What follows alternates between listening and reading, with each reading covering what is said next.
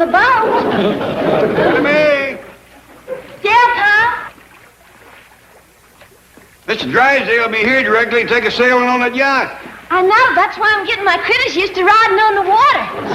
I don't recollect them being invited. I don't care nothing about going neither. Now, Ellie, you're the main reason I'm thinking of buying this yacht. What you mean?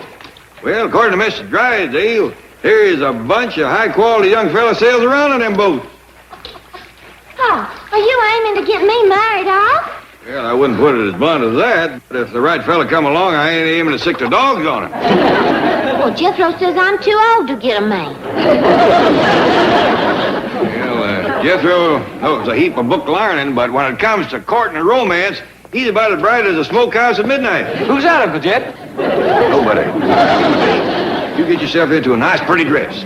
Yes, sir, Pop. I see you're all ready to go. Oh, yes, sir. How about Granny? Well, she's changed her mind. She says she ain't going out on no ocean or no yacht. I just had her talked into it. I know you did. Whilst I was helping her pack victuals just now, throwed in a few clinchers myself. Like what? Uncle says, nothing to be scared of, Granny. Even if you fall overboard, I'll save you. I says, heck fire. I can swim faster than any old shark. How you going, boy? Thank you.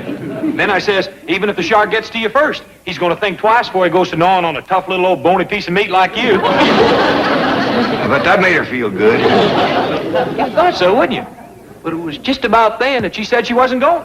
Well, I go talk. Hey, you want me to help? No, you've done enough. Oh, Uncle Jed, here's something that might cheer her up. Tell her that even if the shark does get her, it's quicker than drowning. I remember that. Oh, and we all gotta go sometime.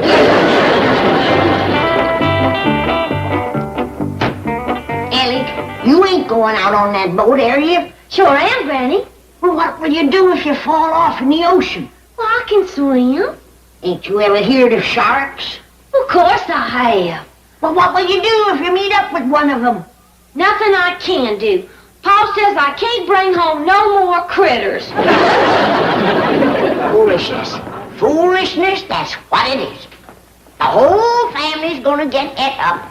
Them sharks is gonna be having Clampett chowder. What's this I hear about you not coming with us? Jed, hill folks don't belong on no ocean. Granny, you done let Jethro scare you. Mr. Drysdale said being on one of them big yachts is just like being in your own house. And I've saved myself a trip. I'm done here. Mr. Drysdale said there's a lot of fun on them big yachts. You can fish off them. You can fall off them, too. And I ain't aiming to be no snack for no shark. Jethro has got you worried about nothing. I ain't so sure. I've been eating fish for 7 years, and they could be carrying a mighty strong grudge. They're plumb ashamed of you. Jed, I was born on dry land. I was raised on dry land. And when my time comes, I aim to go on dry land. But that's just it. You know the good Lord is looking out for you. He'll decide when it's your time to go. When I go is up to him. Where I go is up to me. Hi, Miss Jane, Mr. Drysdale. Come on in. Thank you, Jethro. Good to be aboard. Everyone ready, Jethro? No, ma'am. Ellie's still getting dressed. Oh, I'll go up and see if I can be of some help. Hey, Mr. Drysdale, are you in the Navy? No, lad. These are merely yachting togs. Though I do have the look of a sea hawk about me. Admiral Drysdale, born to command. Gold braid in his sleeve, and I'd look every inch the skipper. Well, I thought I heard company. Howdy there. Hey, Uncle Jed, is Mr. Drysdale going to be the skipper of your yacht? Well, now... No, of course not. Here's our skipper.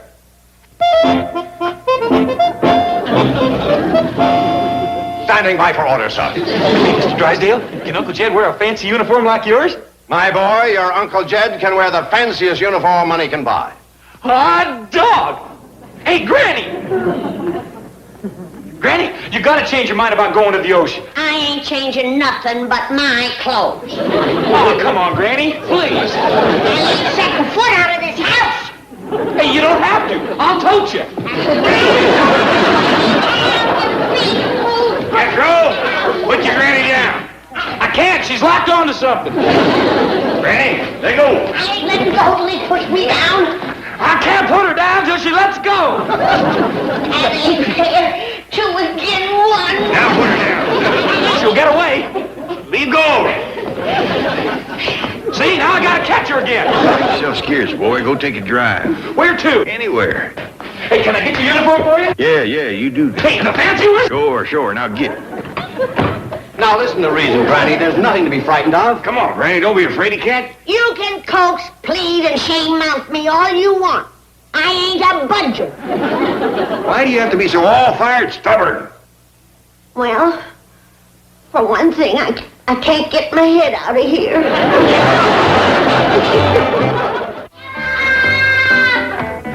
See you later, Granny. Surely you don't intend to leave her like that. Of course not, but that stair railing might be just the halter we need to lead that little mule to water. We're supposed to meet the yacht people at the harbor at 11. Well, you and Miss Jane go on ahead. Granny ain't likely to back down in front of company nohow. Well, how will you get to the yacht harbor? The truck? Oh, no! Oh, I mean, it would be much better if you arrived in my limousine. How come? Now, because it's bad luck for the skipper of a yacht to arrive in a truck. Right? Oh, right. It's an old superstition of the sea. Yeah, and you wouldn't want to jinx the ship. Of course not. Fine. Well, my limousine will be standing by. We'll see you at the pier. Number 21. We'll be there quick as Granny gives in.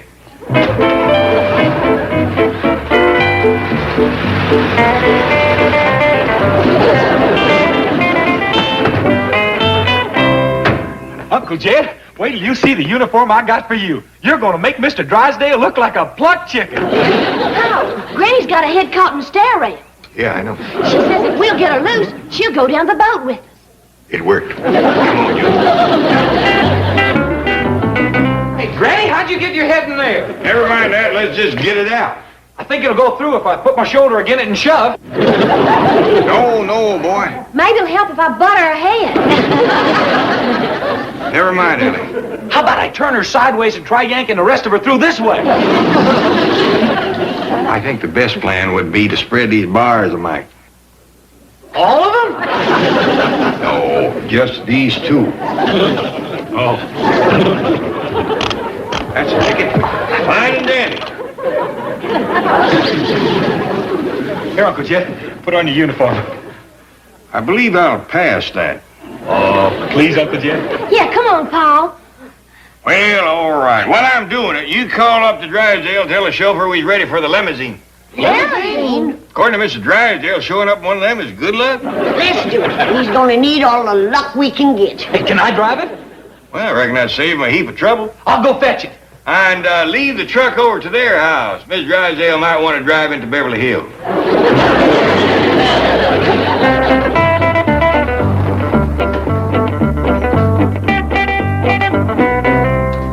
Hey, Jethro, wait till you see Paul in his yacht and get up.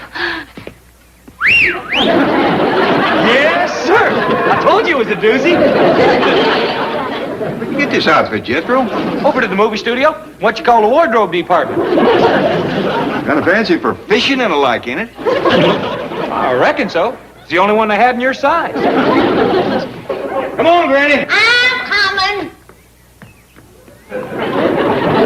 What's this for? One of them sharks swallows me. He's gonna get himself a double-barrel bellyache. Granny, I done told you, ain't no shark gonna go to gnawing on a tough little old bony piece of... Now, let's hop in, everybody. Jethro, reckon you can find that harbor? Yes, sir. All we got to do is take off out that harbor freeway till we see some boats. That sounds reasonable to me. Now, when we get there, we'll be looking for number 21. Yes, sir.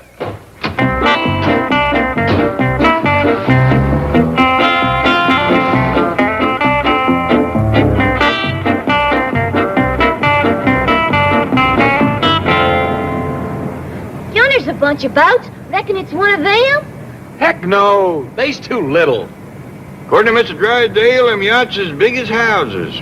They better be, or you ain't getting me on one. There ain't any big ones over on that side. Now, them is what you call yachts. Keep your eyes peeled for number 21, everybody. Here There she is, Uncle Jed. Number 21. Looks like a dandy big yacht, Granny. Yeah, but if you ask me, it ain't strictly brand new. Maybe not, but they got a lot of hired hands cleaning it up for it. Nice looking fellas, too. It ain't easy to get into this yacht harbor. Yeah. For a minute, I thought that feller at the front gate wasn't gonna let us in. Well, he sure changed his tune when he seen Pa. I'll say he did. Fell all over herself being polite then. It's loaded and everything. Well, you got to remember, they's hoping I'll buy this boat. Folks is generally extra polite when they're trying to sell you something. Where's Mr. Drysdale and Miss Jane? Why don't you youngins take a look around for them? Yes, sir, Pa. Jed, why do you suppose Mr. Drysdale is so all-fired head up on you buying that boat? Well, for one thing, he thinks it's a chance for Ellie Mae to meet some young fellas of high quality. Don't look now, but I think it's working already. What you mean? There's a couple of boys looking down at us. They must have spied Ellie because her eyes is bugging out like a bullfrog. Is that an admiral? That's an admiral. Let's get the OD. You know, Cliff, it's quite a feeling of responsibility. What's that? Being the senior officer aboard this ship. Say, that's right. With the skipper and exec both ashore, you're in command. Worried? Not a bit. The ability to command is something you're born with. Either you've got it or you haven't. Let's face it. Sir, beg pardon, sir. Just a moment. Let's face it, Cliff. I've got it. All right, men, what is it? There's an admiral about to come aboard, sir. Very well, you may return. An admiral? Are you sure? Well, sir, he's got a whole sleeve full of gold braid. Yes, sir. It's got like that, and then like that, and then like that again. Isn't that an admiral? That's an admiral. Oh, boy, is that an admiral. We can't find hiding the hire, Mr. Drysdale. Maybe he's already on the boat. When I go up and have a look, y'all wait here in case he shows up.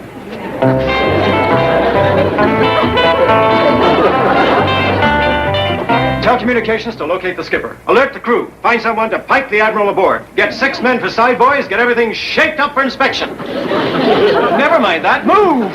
Welcome aboard, sir. This is a great surprise. Honor! Relax, boys. Mr. Drysdale here? Is he supposed to be, sir? Yes, he is. Then he's here, sir. Good, good. Come on up, everybody. Come on, Granny. I've changed my mind. I'm gonna wait in the car.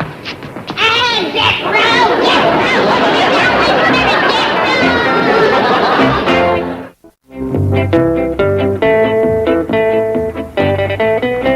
I hope your family enjoyed the tour of the ship, sir. The lieutenant will be with you in a moment. He's trying to contact the skipper. Oh, Uncle Jed's a skipper. Of course, I met Commander Blake. Fine and dandy. Fine and dandy. Jed Clampett, if you buy this boat, you are plumb off your rocker. I like this boat, Pa. Yeah, Uncle Jed, it's a dandy. What do you young'uns know about boats? You know as much about him as you do. Then you don't know nothing, so I should. Sure is a bunch of nice-looking fellas on it. Yeah, I kind of noticed that myself. So did I. And I ain't cooking for 250 hired hands. Hope you buy it, Uncle Jed. Sure would like to drive this rascal. You know how, do you, boy? Oh, it looks easier than the truck. Ain't even got no pedals. Please buy it, Pa. I think we ought to see how it rides first. Hot dog, let's go. We hope to establish communication with Commander Blake very shortly, sir. However, still no trace of Mr. Drysdale. Well, don't worry about it. Meanwhile, sir, we're serving coffee and refreshments in the wardroom, with the Admiral's permission. Well, that's fine. Thank him for it. Lead me to it. Right this way, madam. Ain't we going for a ride, Pa? Well, that's up to this young fella right here. Can we please go for a ride? A ride? Yeah, Uncle Jed wants to see what this thing will do. The ship, sir? That's right. You mean you want to put out to sea, sir? Yep. Now, sir? Sooner the better. Don't you want to wait for the skipper? Hey, you're talking to the skipper.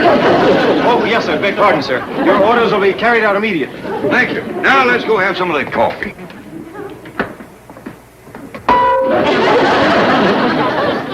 Be nice to raise these doorways tonight. Iron kind of dents a fellow's head. Ain't doing that iron no good neither.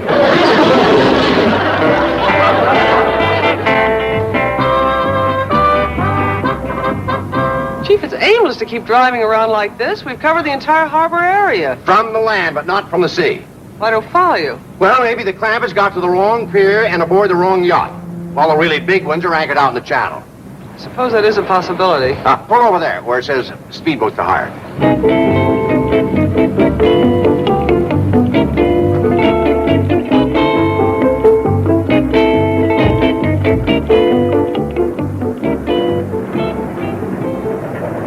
Can I help you folks? Yes, you can. We need a good fast boat and an experienced operator to take us around the various yachts in the channel. Well, I'm your man. Good, good. How much? $35 an hour. $35 an hour? Chief, you've got to get out there somehow. I know. Hey! What's going on? Wait! Don't this thing go any faster? Well, not with one person rowing. You know, your trouble is you're not smooth. You need a little rhythm and coordination. I also need a little help. Oh, very well. Oh, thank you. Now, one and a hold. Miss Hathaway, you're not with me. Oh, I wish there were two. Now, one and a hold.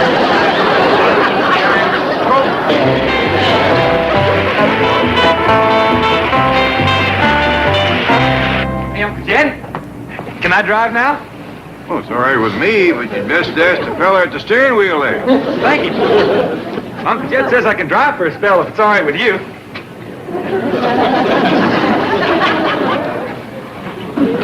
Hold steady on 100. Okay. Hey, Uncle Jed, we's doing 100. Kind of fast if you have to do any turning, ain't it? Well, there's one way to find out.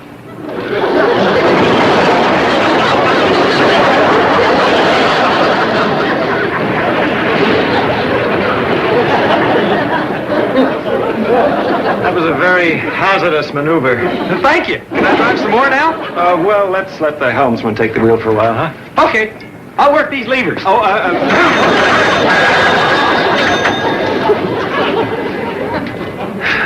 Sir, may I suggest that your family might enjoy being out on deck? Anything going on out there? Well, I could arrange something, sir. Like what? Well, how about a demonstration of our armament system? Firepower capabilities, defense and attack procedures. Sounds all right. Lead the way.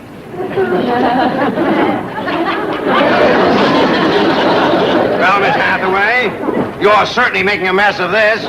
We haven't gotten to one yacht. The current's too strong, Chief. Only you row for a while. Miss Hathaway, who owns the bank where you work? You do? Who pays your salary? Who signs your checks? You do? Then who rows? I do? Then get to it.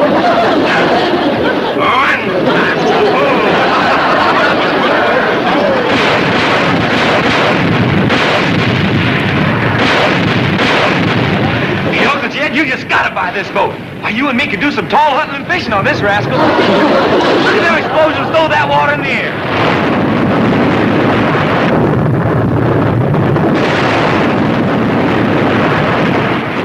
Don't seem like a very sporting way to fish. But I reckon when you got all these men to feed, you can't fool around with no worm on a bent pin.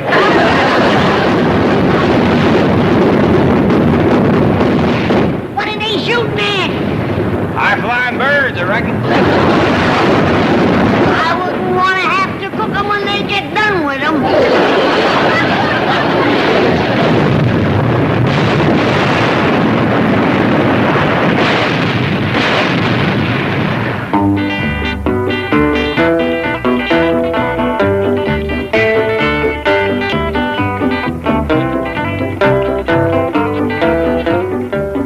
Bye, fellas. Thank you. The demonstration was satisfactory, sir. Well, I reckon you done your best. Well, yes, sir. We all did, sir. Well, then, it's up to me to make a decision, ain't it? Yes, sir. Just a minute. You got them figures wrote down, boy? Yes, sir, Uncle Jed. That there boat costs $6,000 a day to operate. She uses up 500 gallons oil every hour, and them 250 hired hands eats better than 600 pounds of food a day. And she costs $3 million. You gonna buy it? I I reckon not. What? Turn the car around. But Young fella, I made up my mind about your ship. You have, sir? Yep. I'm gonna pass it. he passed us! He passed us! He passed us! He's pretty happy for a fella that just lost a sail.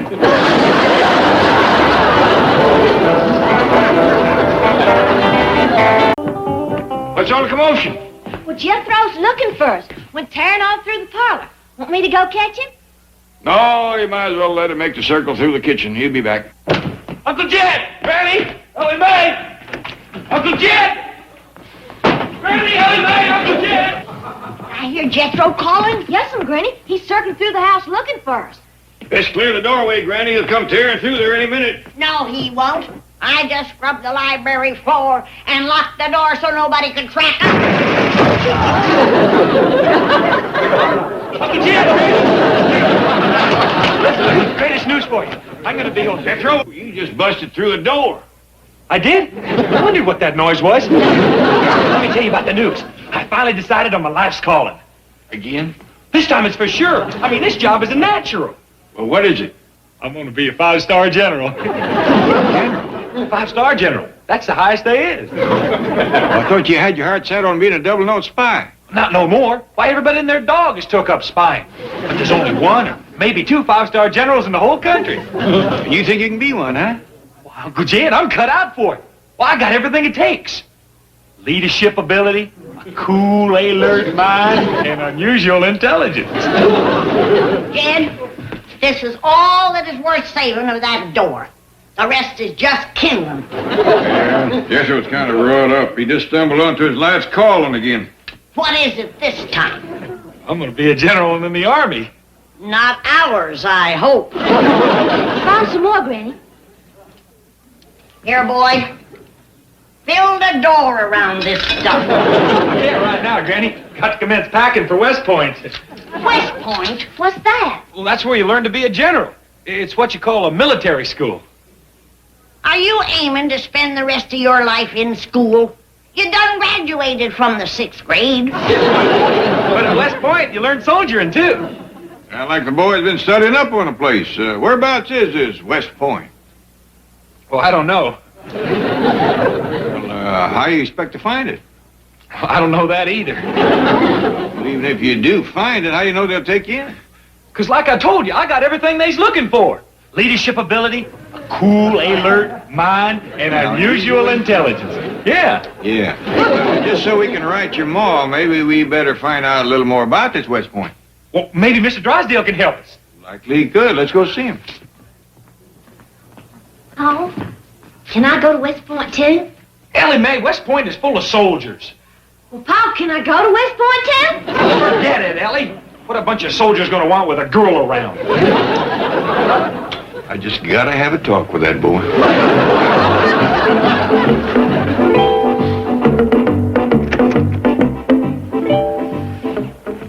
Looks like Mr. Drysdale's asleep.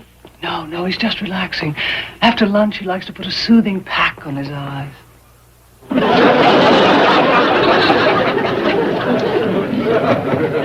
Chief. Mr. Drysdale. Gina. Chief, wake up. Oh, what a wonderful dream. I was all alone with Gina Lola Bridget. Chief. She made a $500,000 deposit. Mr. Clampett, Jethro, come in. Sorry to bother you, Mr. Drysdale. No, it's always a pleasure. What can I do for you? Well, Jethro here has got a favor he'd like to ask you. Well, you just ask away, anything at all. I'd like to go to West Point. Well, that's no problem. West Point? You, Jethro? Why, ain't it a good school? Yes, it's one of the finest schools in the world. Well, boy, it looks like you made a good choice. Can you fix it for him to get in, Mr. Drysdale? Well, Mr. Clampett, in order for a young man to enter West Point, he has to have, it must... Explain this out of the way. Well, first of all, the scholastic requirements for qualification are exceedingly stringent. He must have a great deal of academic preparation. Are you saying it takes a heap of schooling to get in? Exactly. Well, boy, here you're sticking with it clean through the 6th grade is finally going to pay off. Well, you don't have to go to West Point to learn soldiering, but there's an excellent military academy right here in Beverly Hills, Havenhurst. How's that sound to you, boy? Well, gee, I kind of got my heart set on going to West Point. But Havenhurst is so handy. West Point is 3,000 miles away. 3,000? Gee, if I went there, I'd just about have to give up Granny's cooking, wouldn't I? Would be a long way to tote lunch, yeah. Can I get to be a 5-star general at Havenhurst? Believe me, Jethro, you have a better chance there than you would have at West Point. Okay, I'll go. Well, thank you, Mr. Drysdale. Jethro and me will go over and get him joined up. No, let me prepare them first. I want to see if they're prepared to give Jethro the finest military training.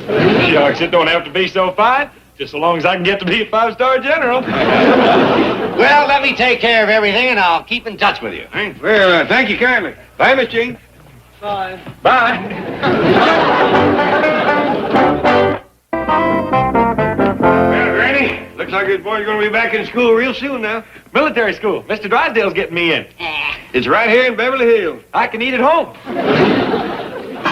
How soon will this mess be ready, Granny? What did you call my victuals? Oh, that's military talk. When us officers eat, we call it a mess. And this here is what you call a mess hall. And you are the head mess maker. Granny ain't interested in military talk now. Why don't you get ready for school? Okay, but I'm awful hungry. What time is mess call, Granny? She'll let you know. Get going. Well, I'd appreciate it if somebody blow a bugle. That's what they do in the military. Get out of here! Jed Clampett, you take my word for it. More schooling is going to be the ruination of that boy. Now, Granny. He's got so much book learning in his head now, there's no room left in it for any sense. But this is a military school. Little taste of Army life ain't gonna hurt him. That boy never took a little taste of nothing. You heard him say he wants to be a general. Oh, he might be cut out for it. You got the feet for marching and the mouth for giving orders. All right, Jed. From now on, this is your worry. I'm staying out of it. Okay. But it's you who have to explain to his ma. Explain what? Never mind. This is your worry. I'm staying out. Okay. But it's you who have to dry her tears, not me. Here? Now, don't try and pump me. I'm staying out of it. Yeah, I gotta remember that. 40 acres of weeds from the poorhouse window is a mighty sad end. Huh? Jethro says he's going to a military school right here in Beverly Hills. Yep. Just a minute, Ellie. Your pa wants to ask me something. No, I don't. Well, that's your worry. I'm staying out. You don't? It's a school called Havenhurst, Ellie. According to Mr. Drysdale, it's a dandy. Well, can I go over there with him? And maybe I can meet some fellas. Sitting in the poorhouse window. That's where Pearl's gonna be. What's she talking about? She'll let us know. Well, quick as Jethro gets acquainted, he'll likely fetch some fellas home with him. Looking out at her 40 acres of weeds. What does that mean? There's a way to find out quick. Come on, Ellie, let's go call Mr. Drysdale. 'Cause her only boy won't be coming home to work them 40 acres that she's always counted on. He'll be going to school learning to be a Beverly Hills general. Pearl sold off them 40 acres of weeds 5 years ago and made a pot full of money. Well, that's your worry. I'm staying out of it. Yeah, I forgot. What do you mean you couldn't get him in? Now, I gave my word to Jed Clampett, and when I give my word, I expect you to keep it. I did my best, Chief. I pleaded with the commandant, but he was adamant. Jethro will have to come in for a personal interview and take the standard entrance examination. Baloney. But the commandant said... Oh, nuts to the commandant. He's used to pushing little kids around. Well, let's see what happens when somebody looks him in the eye and tells him where to head in. Now, get back there and try. I'm going to lunch. Chief, please. What now, Miss Hathaway? What now? I've told you what to do and how to do it. What more do you want? I want you to do it. After all, it was your idea. Well, there you are. I've done the executive thinking. I've created the master plan. Now, it's up to you. Chief, we have been through that. I am not going back. Are you disobeying a direct order? Yes. Miss Hathaway, need I remind you that it's almost Christmas bonus time? Mr. Drysdale, I have been with you for 10 years, and you have never yet given anyone a Christmas bonus. Well, is this any way to get me to start? All right, I'll do it myself. If you need me, I'll be at Havenhurst, in the office of the commandant, chewing him out.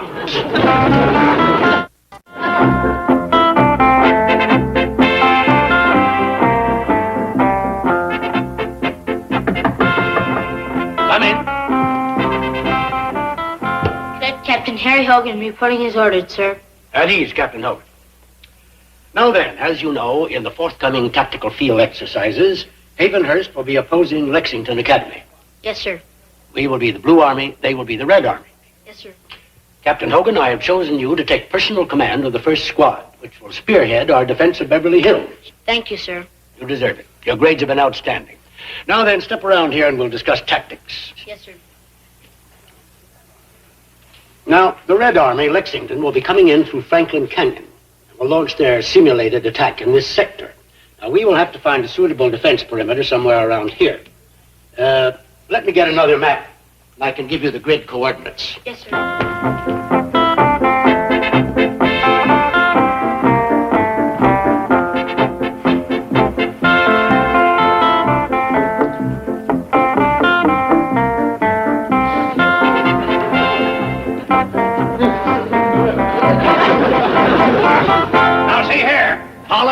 Let's get something straight. But, sir... You speak when I give you permission. Now, I have a boy I want enrolled in this school, and don't give me any hogwash about entrance exams and personal interviews. Is that clear? Perfectly. Hey, kid, your voice is changing. Who are you, sir, and what do you want? Oh, but he's... Oh, I guess I must have been... Yes, you did. I am Colonel Hollis. I'm Milburn Drysdale, sir.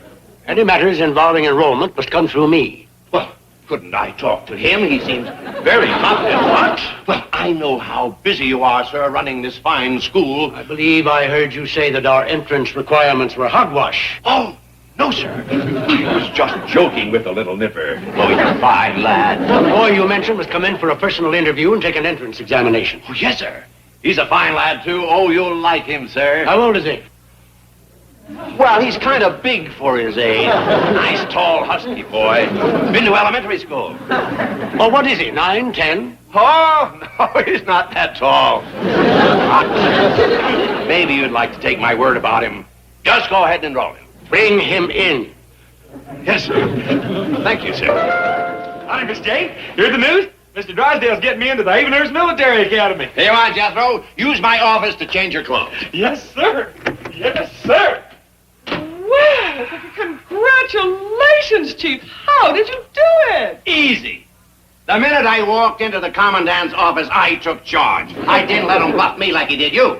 He seems so stern, so forceful. You know, you're like a lot of civilians, cowed by a uniform. But not me. I walked over to his desk, I picked up his nameplate, and I said, "See here, Hollis, let's get something straight." And he said, "But, sir," and I said, "You speak when I give you permission." So that took a lot of courage. Bah, don't forget I was in the Army myself for 4 years. I can't wait to see Jethro in his uniform. Oh, there's plenty of time for that. Have you been to lunch? No, not yet. Well, you better go now. Take an extra long one. Half hour. Thank you. Okay, but keep it to yourself. Ready, Jethro? Fine. Mr. Drysdale, are you sure this is what I'm supposed to wear? For the personal interview with Colonel Hollis, yes. Now, let's see you march the way I showed you. Yes, sir.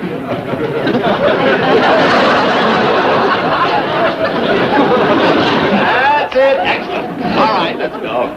Oh, you better put this around you before we get to Havenhurst. Well, I'll be glad when I get my uniform. I Sure don't feel much like a 5-star general with this on.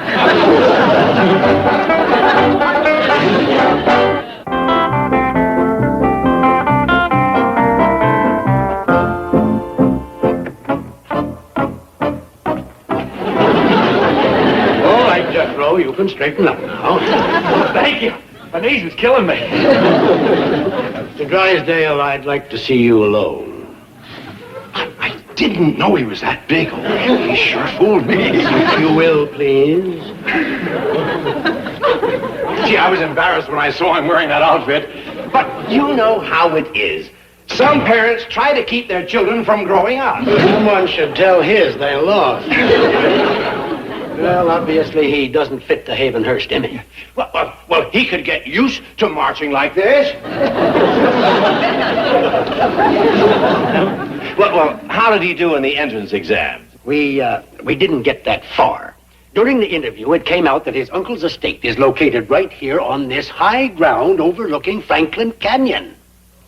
Oh, yes, he owns 12 acres right along that ridge. Perfect defensive terrain. Why, from this position, we could pin down their assault, counterattack on the flank, and save Beverly Hills. Save Beverly Hills? What? Lexington Military Academy. Every year we oppose them in tactical field exercises, and they've beaten us 9 years in a row. Oh, I see. But with the Clampett estate as our defensive perimeter, why, the referees would give us the victory on strategy alone. That's very interesting. Sit down, Drysdale. Let's talk. No, you sit down. I'll talk. Now, see here, Hollis. Let's get something straight.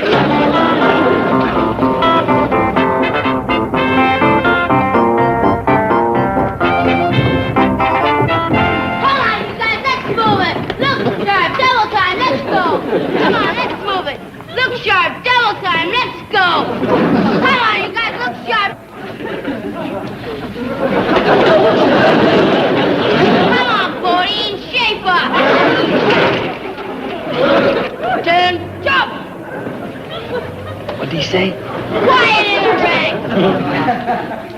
ring. Yes, sir. Come on, 40. Come here, quick. What is it, the soldiers come? Yeah.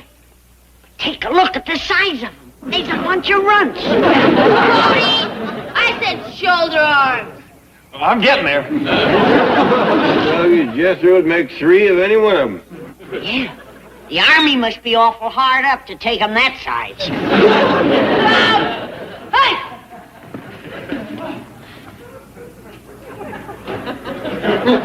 40! Yeah? Oh, you want me to turn around, huh? If you don't mind. No. Hey, Uncle Jed! Granny, look at me! I'm in the Army! 40! You're at attention. Well, that's my Uncle Jed and Granny. They live here. Quiet! Mr. Clampett, sir. Captain Hogan, commanding the 1st Squad Able Company. Well, howdy, Captain. This here is Granny. Ma'am? How old are you, Sonny? 9.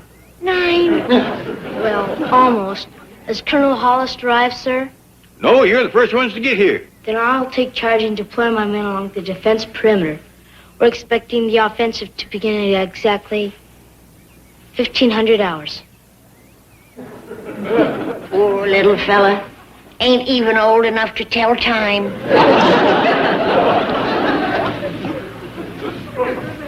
Jethro, is these real soldiers? I'll say.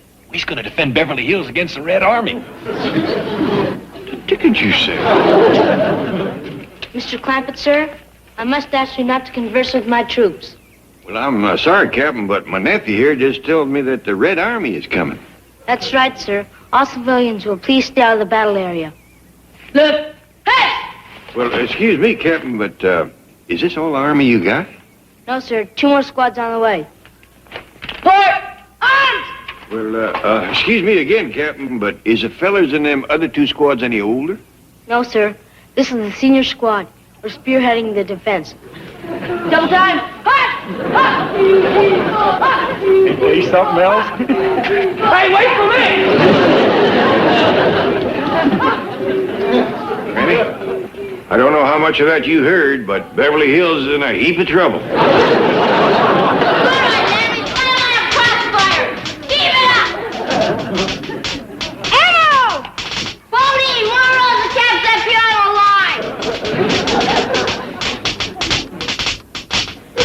tired of passing out cabs. I'm gonna do some shooting now. Buddy! What you want? Come here! Well, I ain't had a chance. Quiet! You big meathead! You goof up once more and I'll bust you solo. You have to salute civilians. Do you read me, 14? Well, I hear you, if that's what you mean. Captain, sir, we got the Red Army on the run. After the men, counterattack! And you, 14, bring ammo on a double.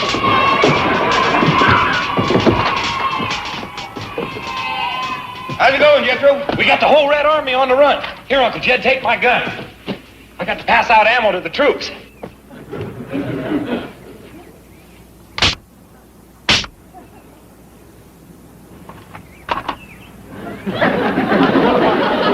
That dog is Granny. We don't have to worry about the U.S. Army. They is little but uncommon spunky. What you mean? Them young'uns is whipping the whole Red Army with nothing but cap guns.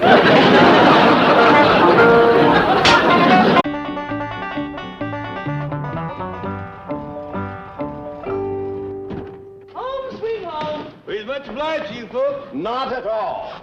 You know, Jed, after all that nice clean air over there in England, it's going to be awful hard to get used to this smog again. Well, look on the bright side, Granny. At least here we can see what we's breathing. Mrs. Drysdale, how soon you think Jethro will get here with the truck? Oh, not long, Ellie. It's on a cargo plane that was due to land right after us. Oh, good. I want him to drive me around the neighborhood to collect up all my critters.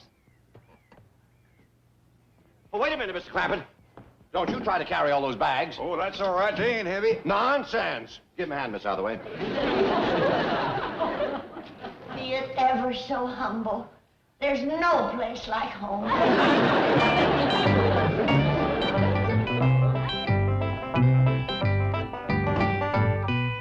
I'd have helped you, Mr. Clampett, but I have this thing with my back. Yes, he doesn't like to use it. Look at all the mail that come while we was gone. Most of it's for that fellow occupant. I wish Mr. Ackerman would show up someday. Yeah, we got a whole closet full of mail for him. Oh, actually, Mr. Clampett. Looky here, a letter from Cousin Pearl. Well, we'll be running along, Mr. Clampett. I'm very anxious to get back to my loved ones. Yeah, I reckon you must have missed your family. Family? He's referring to his loved ones in the vault at the bank. Bye. I'll take your suitcases upstairs. Don't take mine, Jed. I gotta leave right away for Petticoat Junction. You can reach me at the Shady Rest Hotel in Hooterville. Ellie, call him and tell him the doctor's on the way. Hold on, Granny. Oh, yeah. I forgot my medical supplies. Well, who needs a doctor? What happened? Cousin Pearl. She sprained her back dancing with Walter McKeegan at the Harvest Home Festival and Waltz Contest. She won't be able to take care of the baby. What baby? Who had a baby? Wasn't Cousin Pearl, was it? Well, I should hope not. Her a widow for 10 years. Well, then whose baby is it? Betty Jo Elliott's. Who's Betty Jo Elliott? Kate Bradley's daughter. Well, who's Kate Bradley? She runs the Shady Rest Hotel. She's Joe Carson's niece. What's all this got to do with Cousin Pearl? What do you mean? Well, she sprained her back dancing with Walter McKeegan. Oh, it serves her right. He's the worst dancer in 4 counties. This is the most confused I ever been with Jethro out of the house. Let's see. What am I going to need if I have to take care of a baby? Possum fat to grease him with. Lye soap to wash off the possum fat. Cornstarch to ease the sting of the lye soap. Ellie, did you get my call to Hooterville? Well, I didn't know who to call. Kate Bradley. Well, who's she? Oh, you tell her, Jed, I'm too busy. Well, I ain't too clear about it myself. Oh, Jed, you remember Kate Bradley? Word on or I don't. Here, Ellie, fetch my medical bag and start filling. And then try and get my call to Hooterville. Yes, Granny. Now, where was I? Well, you was about telling me about Kate Bradley. Oh, yeah. Now, Jed, you remember the Beasley family that lived up back of Buzzard Ridge? They had the 2 red-headed girls that was always together. Sorta. Oh, yeah. Them 2 girls was never seen, one without the other. They went to school together. They played together. They was even Boy Scouts together. Boy Scouts? Started scouting for boys at the age of 9. Anyway.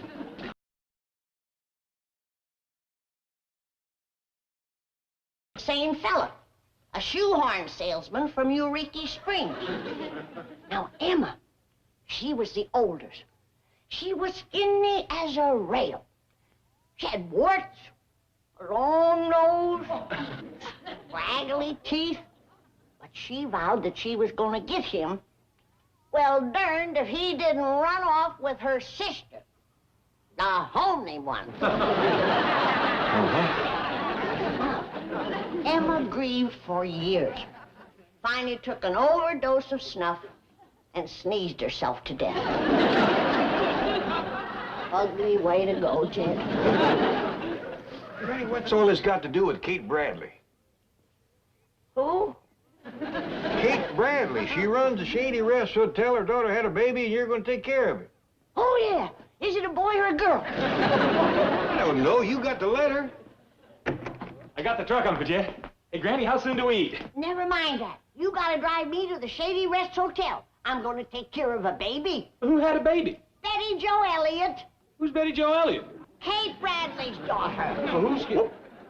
Leave it right there, boy. Granny, talk to the long-distance operator. She's putting a call through to Hooterville. Praise be. Hey, listen, Granny.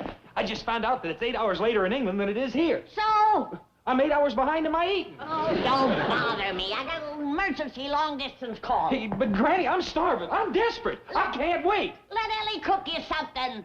I can wait. This is the doctor speaking. Ready to try your call to Hooterville. Good, good.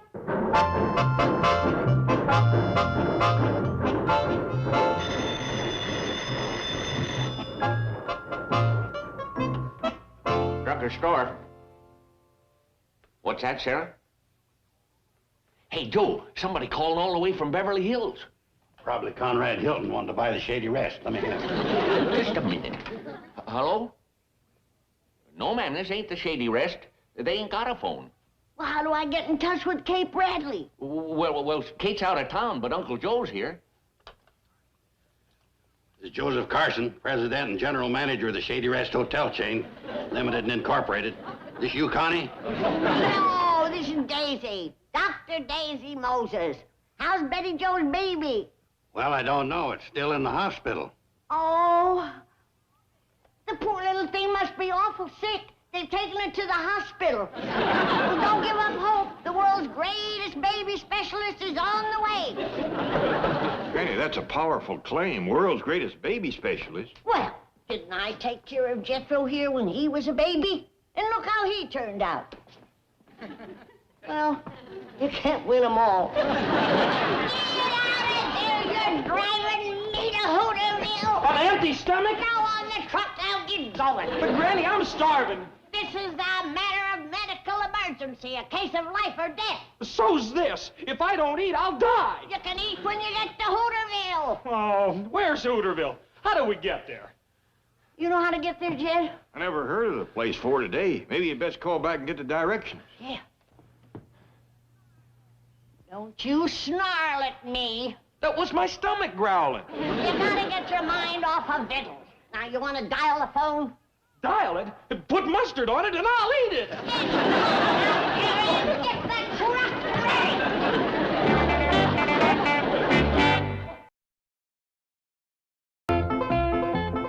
Well, goodbye, Jed. Take care of things here. I'll call you from Hooterville. Well, wait a minute, Granny. You don't even know how to get there. Oh, that's right. Oh, I'm so upset, that poor little baby. Hello? Get me Hooterville again.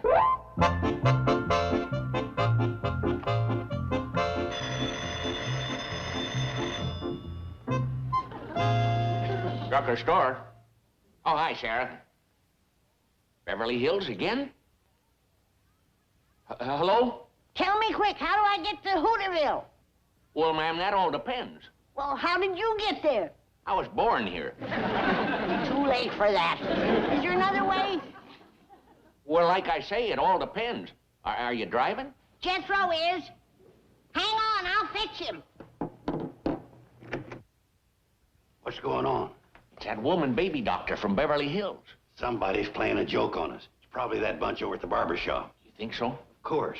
Beverly Hills. That little woman's as acidified as Newt Kiley's pig. Sarah said that She's in on it, too. Here, let me have it. You always were a sucker for a practical joke. Now listen cheerful and get the directions to Hooterville. Howdy. Can I get something to eat there? Never mind that. You ought to hear this, Yahoo. I think it is Newt Kiley's pig. That's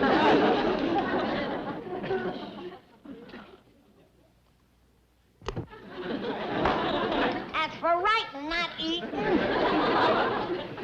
This here's Jethro. I'm fixing to write down them directions. Yeah, son. You say you're driving? Good. Now listen carefully. First you... Yeah. Yeah. Mm-hmm. Okay, yeah. I got it. We'll be there. Sure do, thank you. Bye. Did you get it? Yeah. Couldn't I have a little something to snack on the way, like a ham or a turkey or a side of beef? Forget your stomach. What's the directions? Well, first we got to go to the Painted Desert, and he says we got to watch out because it's just been fresh painted. Then we come to Lake Mead, and we drive across it. But he says don't use the bridge because it's dangerous. Now we come to the Grand Canyon, and we got to be extra careful driving across that rascal because he says that first dip is a lulu. You can't drive across the Grand Canyon. Okay, and let's eat.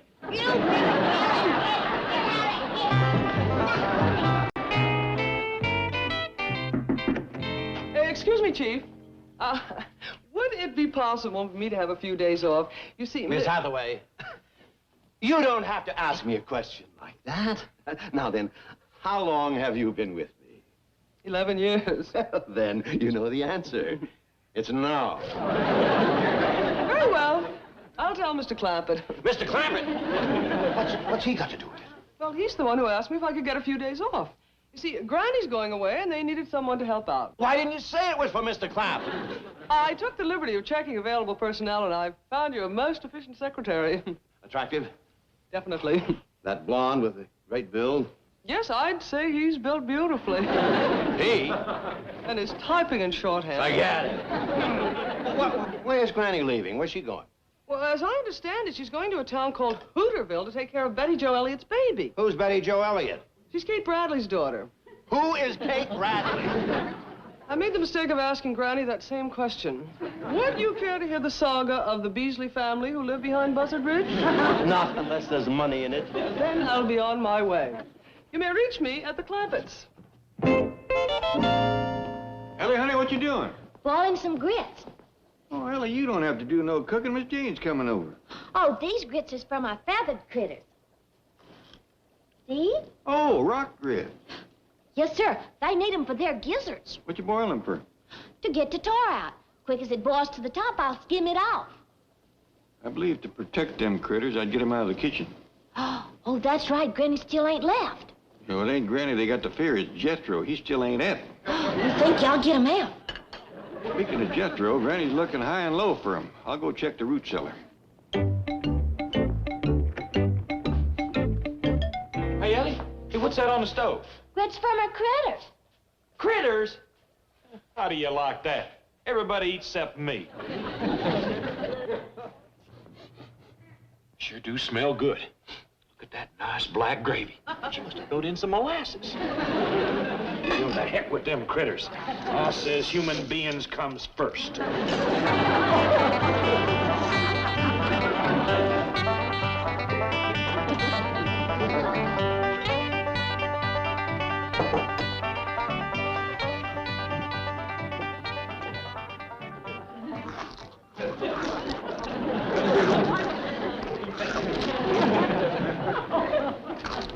I think these grits needs to cook 'em out longer. Jethro! Uh-oh, they ain't gonna be time. There you go, stuffing your face when I need you to go out and get me some medical supplies before we leave for Hooterville. You hear me? I need some rich-weed and some sweet gum bark, coltsfoot leaves, and a good big mud dauber's nest because I might have to pull this little fella. Are you listening?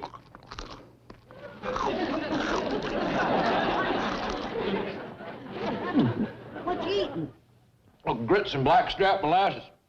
But to tell you the truth, Granny, you cook better in your day. I didn't cook no grits and blackstrap. Oh, I see you found Jethro. Reckon you two will be leaving soon. Yeah, now that he's done stuffing himself with grits. Grits? Boy, you didn't eat them grits that was boiling on the stove, did you? Oh, just one helping. But you know something? It sure sits heavy in a fellow's stomach. Now, never mind. Come on, now, let's get going. I got some doctoring to do in Hooterville. I think you got some doctoring to do right here. Who's sick? Me. What's the matter? If I didn't know better, I'd swear I swallowed a bunch of rocks. You did. What are you talking about? Never mind that. Let's get this young'un up to bed. Come on in, Miss Jane. Sure is nice of you to fill in for Granny. My pleasure, Ellie. I'm particularly anxious to prepare some of the gastronomical delights indigenous to your native hills.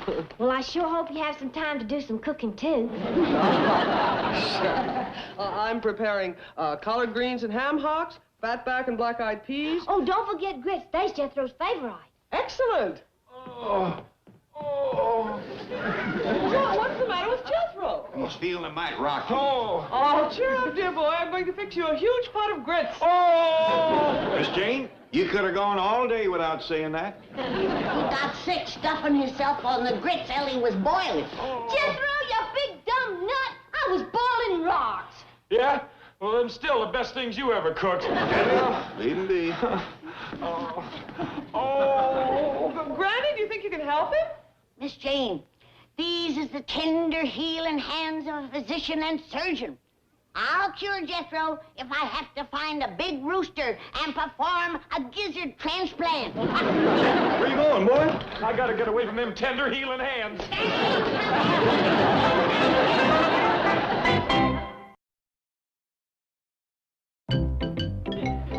How's Jethro? Is he gonna be all right? Oh, of course he is. That boy has got a stomach that would make a goat green with envy. Did you call Hooterville and tell them I'd be late? Yes, ma'am. What'd they say? Oh, it sounded like they said, get lost. Must have said, don't get lost. Oh, I reckon so. Well, you run upstairs and keep an eye on Jethro. Take his temperature every half hour. Yes, ma'am. Oh, where's your paw and Miss Jane? Oh, they's out in the kitchen. Granny keeps his spices and such on the top shelf yonder. You want me to reach them down for you? No. I must learn to be self-sufficient. Oh! What's the matter?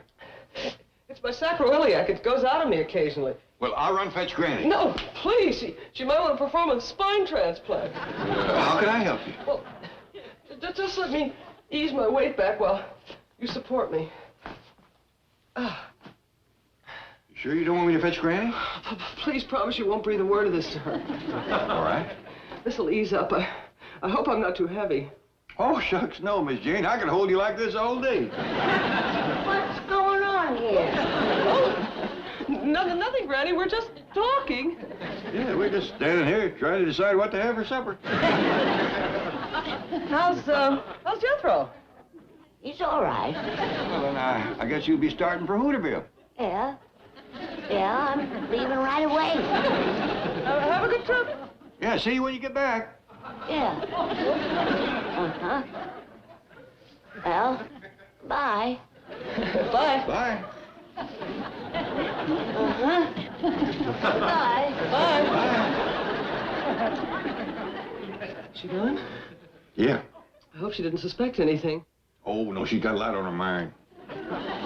You know, Miss Jane, why don't I pick you up and carry you into the parlor? There's a dandy sofa in there. Well, I'm afraid I'm too heavy. Not at all.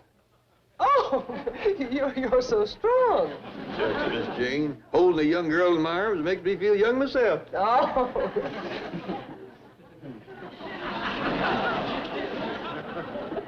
Why, that old goat. And grabbing Miss Jane, of all people. Now I got two patients. One with rocks in his stomach, and the other one with rocks in his head.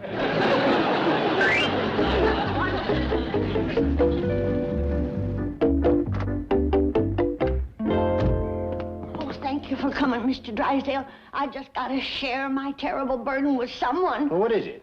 Jed, has took leave of his senses. Oh, Granny, if I have ever known a steady, stable, rational human being, it's Jed Clampett.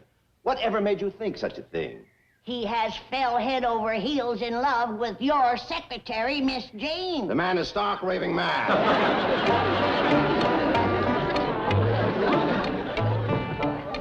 He's in the parlor, sparking. Granny, I took Jethro's temperature, and he ain't got no fever at all. Wish I could say the same for your pa. How's that? Oh, fine. A little while and I'll be able to stand. Good. Let's just go back up and take another look at the gizzard boy. And here I was, anxious to sharpen my domestic skills, and the first thing I do is sprain my back. Don't worry about it. But I do. Like all career girls, I still hope someday Mr. Right will come along. He will, Miss Jane.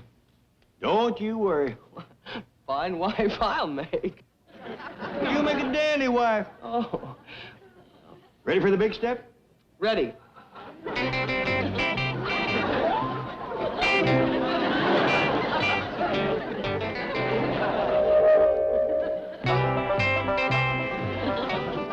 With all my worldly goods, I thee endow. Oh, no. For 11 years, I've treated that girl like a dog.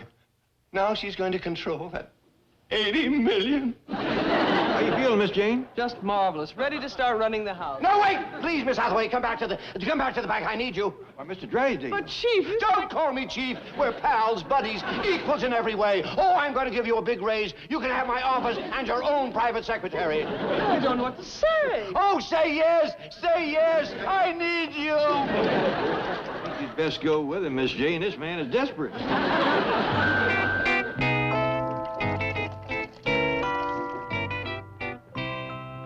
Try this vintage, Miss Hathaway. I think you like it.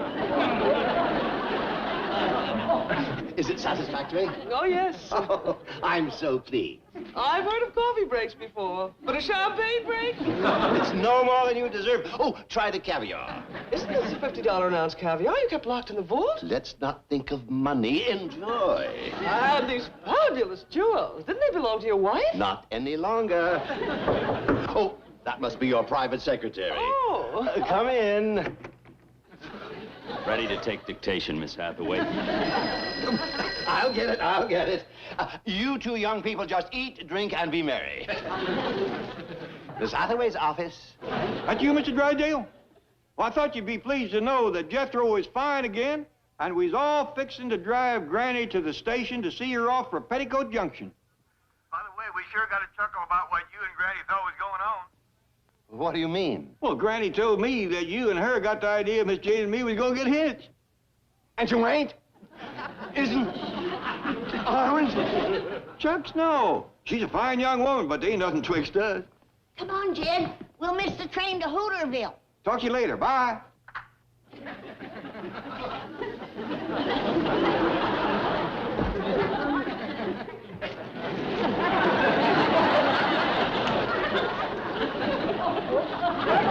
Mr. Drysdale, what? Back to the secretarial pool. You said that I... Out! You're taking back the jewelry? And the raise! And see that you get every one of those fish eggs back in that caviar can and reseal it. But pal, buddy! Chief, to you! And cork that champagne, take it back to the liquor store and get my money back. Well, I don't understand. Attention! Forward, Hutch! Up, 2, 3, 4.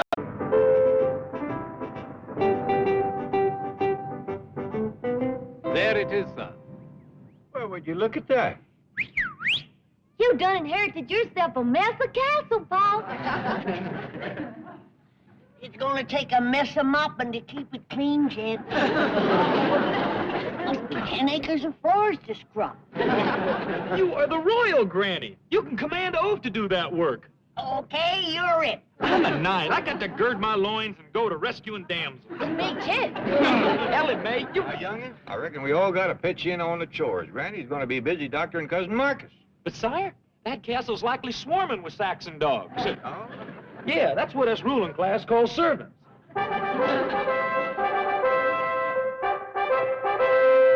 Jenkins, the gatekeeper has just rung through to say that our American family is approaching. I want the entire staff to line up in the courtyard at once. Yes, sir. I'll summon them immediately. Oh, and Jenkins, alert them that American millionaires are apt to be a bit eccentric, so we must indulge. Yes, Mr. Faversham. Remind the staff that we are doing this for Queen, for country, and for 6 months' back wages. Certainly, Mr. Faversham.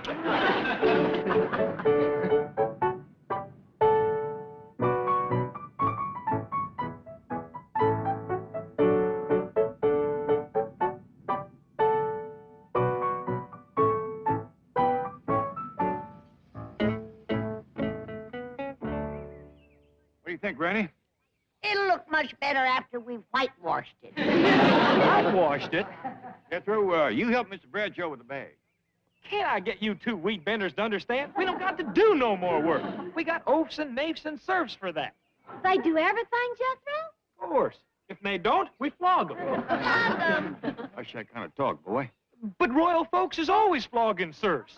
It's a sport of kings. We get tired of flogging them, we just drag them to the dungeon and pile them up on a rack. I'll say that's enough. Hang them by the thumb, boy. Look yonder. They heard you. Royal Mouth has done it again. Come on back, everybody. Jethro was only funning. I'll handle him, sire. Hold you sacks of dogs, or I'll take a flog to you.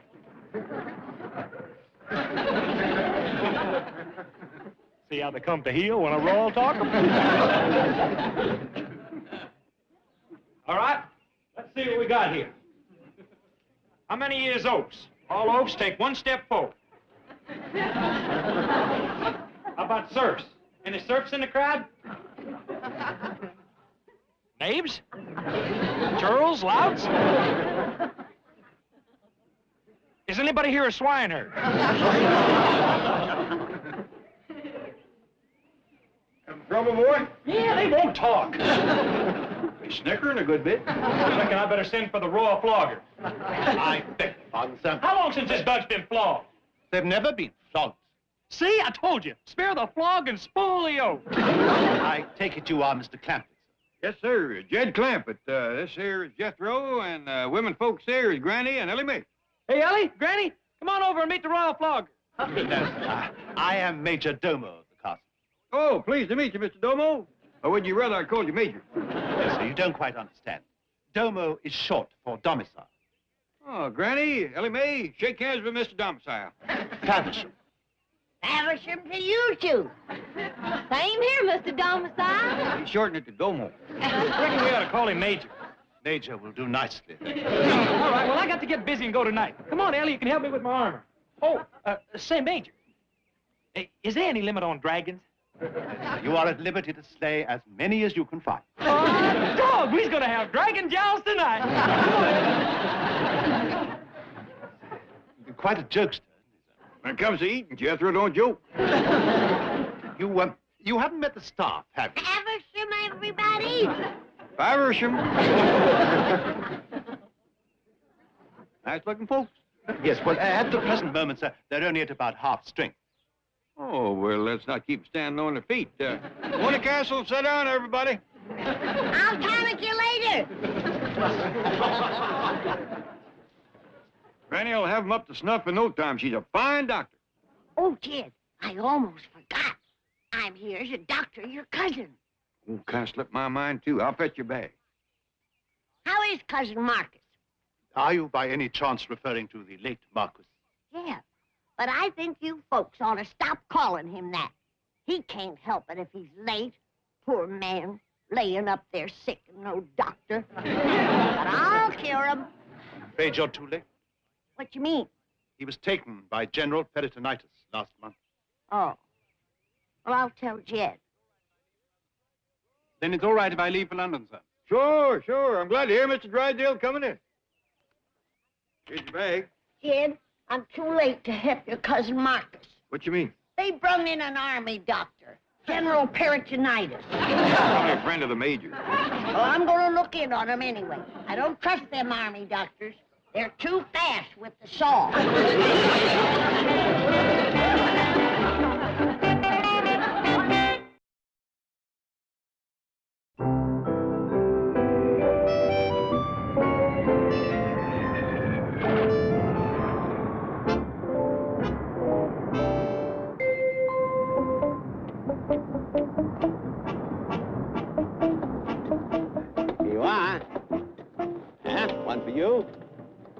Yes, sir.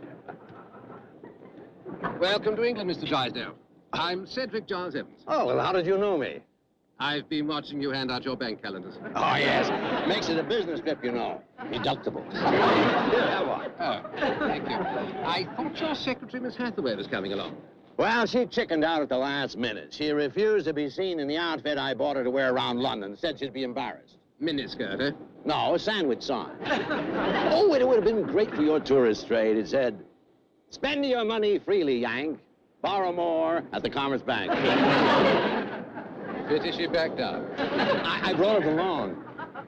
See, you don't suppose I could get one of those guards at Buckingham Palace? No, definitely no. Well, it was just a thought. Well, how's England been treating my hillbillies? I'd say very well. How they're treating England is, of course, another matter. In trouble? That's a pretty good word for it. Disaster is another. To begin with, customs impounded Gary's medical supplies.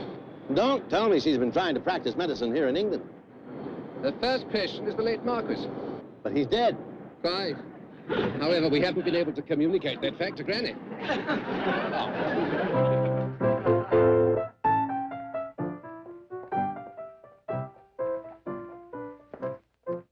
Now, see here, Teddy. I know you miss the old master, but if Mr. Faversham finds you on this bed, he'll be in a snit. Well, the new owner's here. Hello? Anybody up here? Oh, dear. Be very quiet. Howdy, miss. I'm looking for the Marquis's room. This is the room of the late Marquis, Ma'am. Oh, I do wish you folks would stop bad-mouthing him. That army sawbones around. I don't understand, Mom. Well, never mind. You run along. I just want to take a look. But, Mom, I should warn you, the old dog... Now, I can take care of him. I've done run into two of your biggest sexagenarians. You scat, leave it to me. Well, the old rascal can't be too sick if he's got her skittish.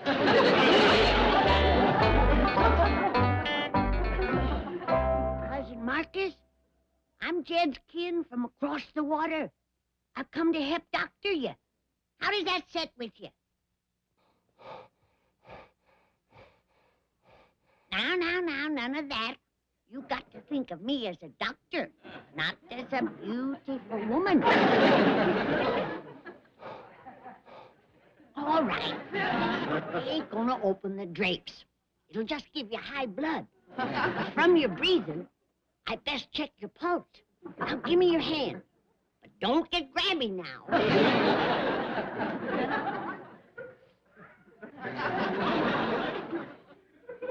Well, at least they're keeping you warm. Feels like a fur nightshirt. But your arms are kind of thin.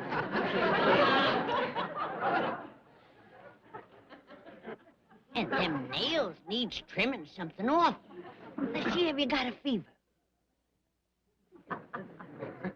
They've let your hair grow down over your eyes. Heaven knows how long since you've had a shave. I never did see the likes. Treating sick folks like this. It's terrible. It's terrible. Marcus, you're at death's door. Oh, now stop your whimpering. I'm going to save you.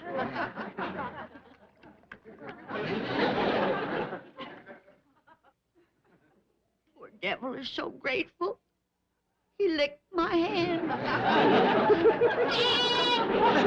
He's killing you, cousin!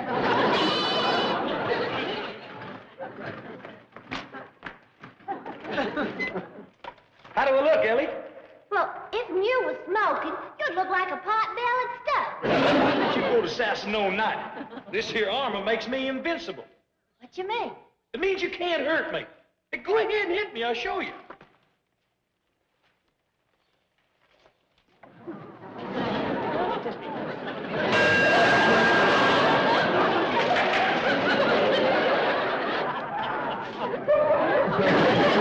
Oh, man. That sure sets a feller's ears to ringing. I'm gonna get you for that. Did I hear the dinner going? Heck no. Ellie done hit me in the head with an axe.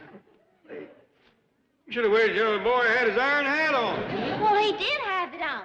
Said it made him invincible. Man, I sure hope they got some dragon dogs around this castle.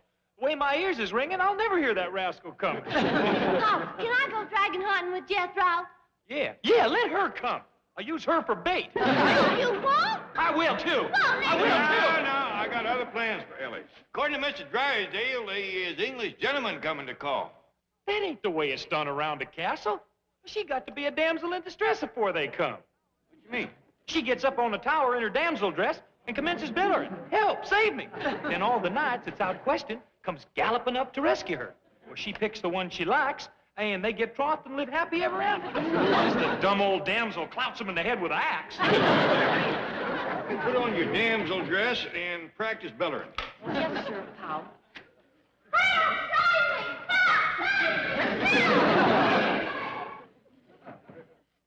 I think I'll put an edge on this and split some kindling. We got a lot of fireplaces in this castle. Oh, please, I mean, prithee, sire, don't do that. Do you think King Arthur would split kindling? Oh, I can't say. No. He'd just summon a royal kindling splitter. I don't mind doing it. But it ain't knight's work. You got to save your strength for slaying dragons, rescuing damsels in distress, and lifting a siege. What's a siege? I don't know, but they's heavy. Even Lancelot and Galahad in that bunch had trouble lifting sieges. Maybe that's what this is for. Your cousin Marcus is laying upstairs with one foot in the grave. Did you find out what he's got? Yeah, a rotten doctor. I better take over or he'll die of neglect. Well, now, Granny, I spoke to the major about you doctoring, and he said forget it. They got something here called socialized medicine. Yeah. Cousin Marcus needs medicine, and the doctor's out socializing. Hey, Jeffy's alive! Jethro! Well, what's he doing in that tin suit steering boat? There's no two ways about it. I got to get me a dragon dog. I can't hear nothing. Granny, I'd best get this invincible knight off dragon hunting before you women kill him. But, Jed, what about cousin Marcus? He's got to be saved. If you want to save him, keep him away from her. You're the next of kin, Jed. Tell me I can take the case before it's too late. All right, Granny.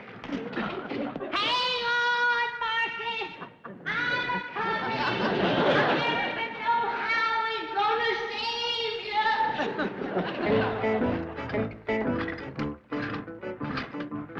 There you go, boy. I'll hold your pole while you mount up.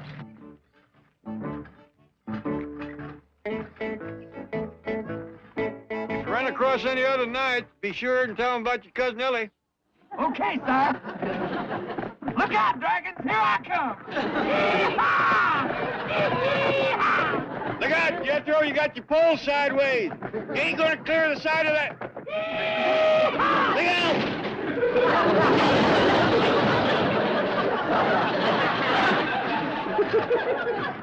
I told you I needed a dog. I didn't even see that dragon.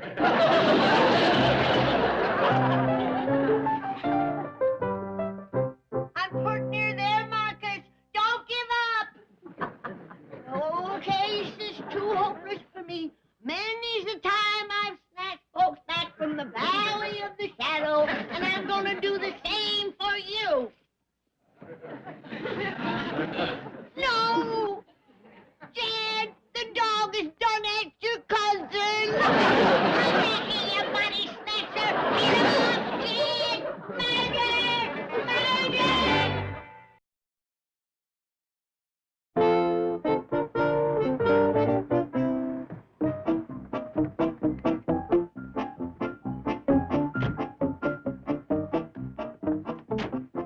Just wait till I get my sandwich, sorry. Mr. Drysdale, surely you're not going to wear that. Oh, no, of course not. Oh, good. My colleagues are waiting to discuss the estate. Oh, here you are, Bradshaw. And walk slowly. Oh, no, please, sir. This is the most conservative neighborhood. And the law courts are close at hand. Oh, excellent. Let's go talk to the judge about my bank reform plan. Mr. Drysdale, England is not going to bring back debtors' prison. What about the rack floor? Bad check artist. flogging for overdrawn accounts. Not a chance. You know, I may change my mind about opening a bank here. You people destroy a man's incentive. Charles Evans, sir. Yes, what is it? It's Mr. Faversham calling from the castle. He said it's most urgent. Right. Bring in Mr. Drysdale. What's wrong with the castle? Well, I know this sounds incredible, sir, but I got the impression they were being attacked by dragons. Dragons? Well, I thought I heard Mr. Faversham say that they had unhorsed Jethro, but it was difficult to tell because there was a young lady calling, "Help, save me," and another lady screaming murder. Quick, to castle. Help! Save me! I'm a damsel in distress! Rescue me, somebody!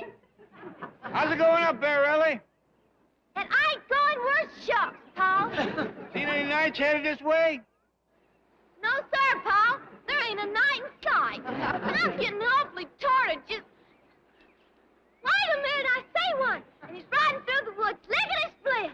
Commence bellering, Ellie. Help! Save me! I'm a damsel in distress. Who dragon? Who dragon? Who dragon? Come on out, you dragon! Too late, Paul. He just run smack into a low limb and got scraped off his horse. Forget him, Ellie. That's Jethro.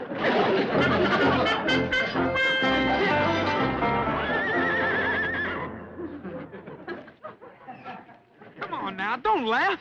I ain't never been dragon hunting before. How was I to know them sneaky rascals sits up in trees laying for you? From now on, we sticking to the roads and pastures. Is he all right, Ellie? Yeah, Paul. He's getting back on his horse. Well, rest your voice a spell and then go to bellering again.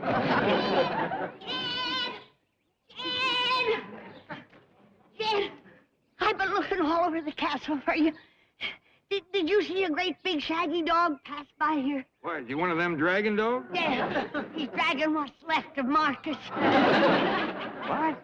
Jed, I want to break this to you gently. That dog has ate your cousin. It's true. Grant, there wasn't much left of him, but it's a terrible way to go. I just can't swallow this story. Well, the dog didn't have no trouble swallowing Marcus. And we gotta find him. Ah, yonder he is.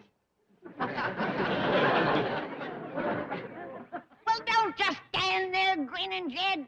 He's gnawing on your cousin. Granny, that dog has just got hold of a big old ham bone or something. That's Marcus. I beg your pardon, son. We'll prove it by Mr. Domo. Faversham, madam. Never mind the greetings. What's that dog gnawing on? I believe it's a leg bone of the old boar, madam. Oh, boar, that ain't no way to speak of the dead. It's becoming quite a nuisance, rooting about amongst the garbage. Garbage! No wonder the poor old fellow was sick. Ain't you even gonna bury his bones? Dare say the dog will do that. I ain't gonna listen to no such talk. Give me my kinfolk, you four-legged buzzard. Don't mind Granny, she gets wrought up real easy. Yes. Oh, I thought I ought to tell you, sir. Mr. Drysdale is on his way to the castle. Oh, good, good. He can take victuals with us. I hope Jethro fetches home a nice plump dragon. Come on, dragon. Come on, boy. Look out, you crazy horse. I said stick to the road.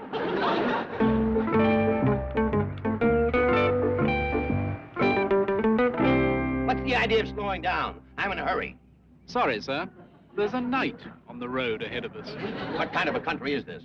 You won't bring back a wonderful institution like debtor's prison, and you let some loony Lancelot ride around. Huh?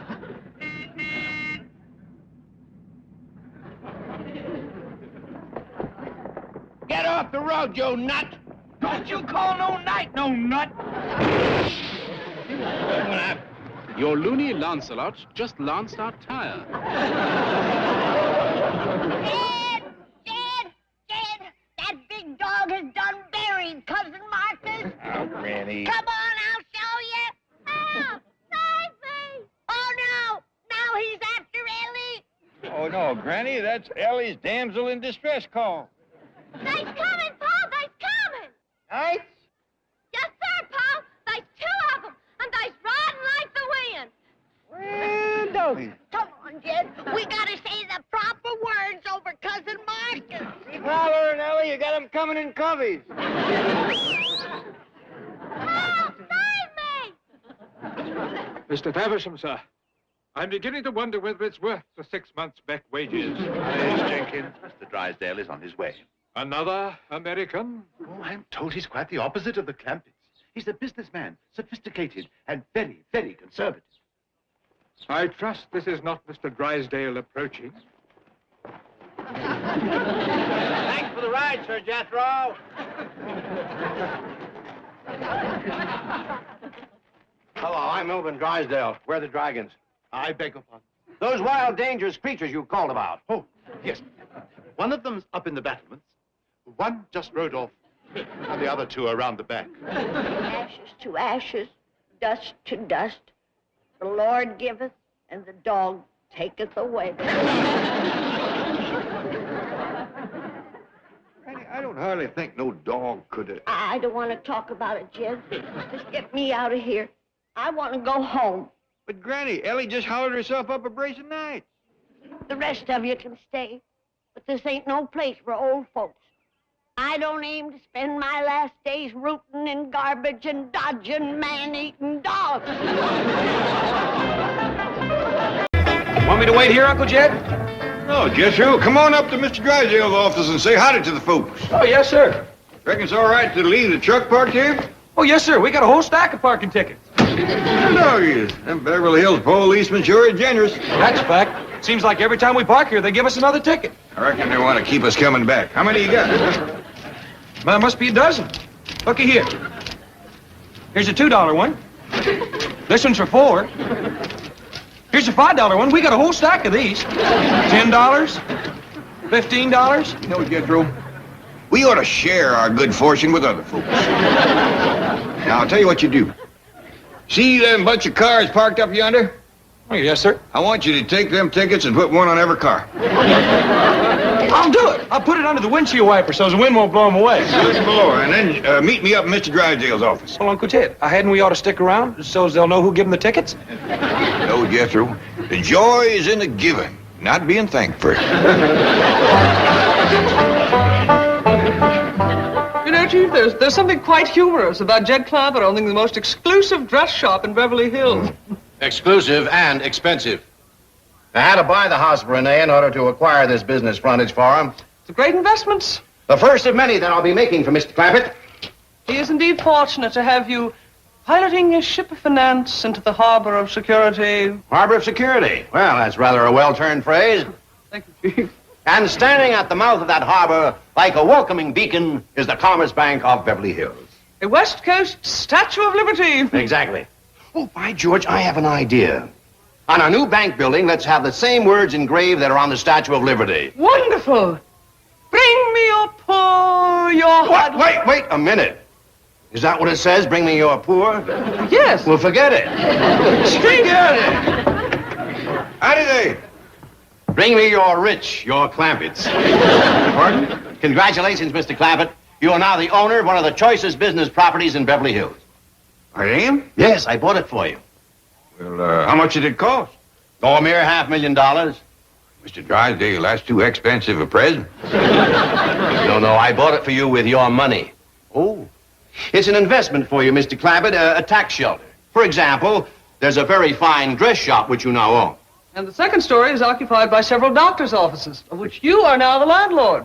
It's the kind of property that has tax advantages. You can depreciate it. Oh, I do. No. I mean, you can depreciate the value of the building. You take my word, Mr. Drysdale, I appreciate everything you do for me. Yes. Would you mind stepping over here, Mr. Clampett, and sign these papers? You have your notary seal? Indeed, I have. Right here, Chief. You sign right over here, Mr. Clampett. Right, this line here. Howdy. Hello, Jethro. Oh, Jethro, you dear, sweet, handsome lad. What a pleasant surprise. Miss Jean, I reckon it was Jethro coming in sudden like that that done it, but you just crimped that piece of paper all out of shape with them fancy pliers. I guess I did squeeze a bit harder than usual. Jethro, would you like to sign as a witness? Well, to tell you the truth, Mr. Drysdale, I didn't see her do it. No, I meant witness your uncle's signature. Sign this copy, too, Mr. Clampett. Uncle Chad is now what the government officially designates as a small businessman. He's big as me. I can eat a turnip off of your head. Ready, Miss Hathaway? Jethro, I reckon you and me better go on home. You just caused Miss Jane to ruin another piece of paper. You bought a store in Beverly Hills? Well, strictly speaking, Mr. Drysdale done the buying, but we own it. What kind of a store is it? Well, it's a dress store. The entire nation would want with that. First off, it'll give us all something to keep us busy. And then I thought that Ellie working around a dress store, she might get interested in wearing dresses and acting more like a lady. Ellie is a lady. She don't need no dress store. Hey, Uncle Jed, please don't send me out to fetch Ellie no more. Fella can get killed.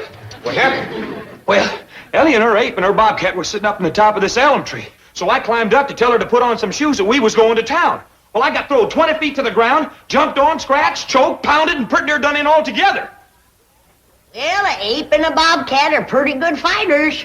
Yeah, well, that's why I was so mad. They just sit there in the elm tree and watched her whoop me. Whoa!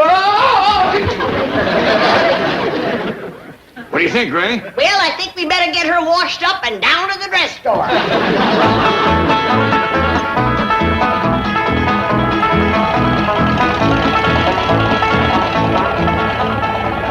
What am I supposed to do down to the dress store, Pa? Well, I figure first we'll all just look around and see what needs to be done. Then we'll pitch in and help wherever we can. When Ma done her dressmaking, I used to oil the sewing machine. So did pedal easier. Well, you offered to do that, Jethro. Ellie Mae can shake out flour sacks and feed sacks and undo the seams so I can wash and iron it and make yard goods. Well, now, Granny, this being a fancy Beverly Hills dress store, they probably got ready-made yard goods. It's hard to beat good, stout feed sacks for house dresses if they ain't got too much filler in them. This don't sound like much fun to me. Jethro, pull over to the curb. I'm gonna jump out and go back home. Now, young lady, you sit right where you are. Where you ain't gonna feel much like sitting. Jethro, you drive on down to our dress store. Yes, sir, Uncle Jed.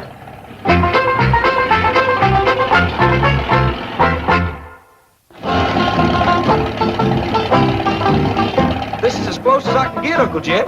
The street's parked full of cars. Looks like somebody's doing a good business. I hope it's our dress store. Pa, I don't want to work in no dress store. Now, stop complaining, Ellie. Jethro, you sure we come to the right place? Yes, sir. This here is the address that was on those papers you signed. This here is somebody's house. House Rennie. You're right. Well, let's go. Yes, sir. That's a good deal like the name of the lady that Miss Jane said was running a dress store. If this is a dress store, I'll eat a yard of calico. Hey, Ma done her dressmaking in the back room of the house. Maybe this here Rennie woman does that, too.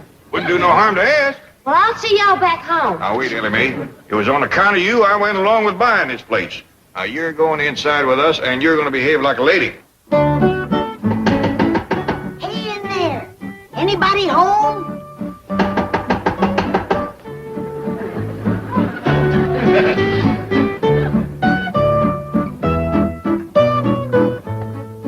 Howdy there. Is this here Renee's dress store? This is the house of Renee. That's the name. Are you her, Renee? No, indeed. Madame Renee is in the fitting room in the rear. I was right, just like Ma used to do her dressmaking. Boy, this sure is a pretty parlor.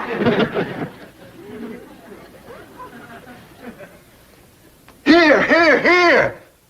Oh, thank you. Go easy, Granny. Looks like that gassed-up cider city folks are so fond of.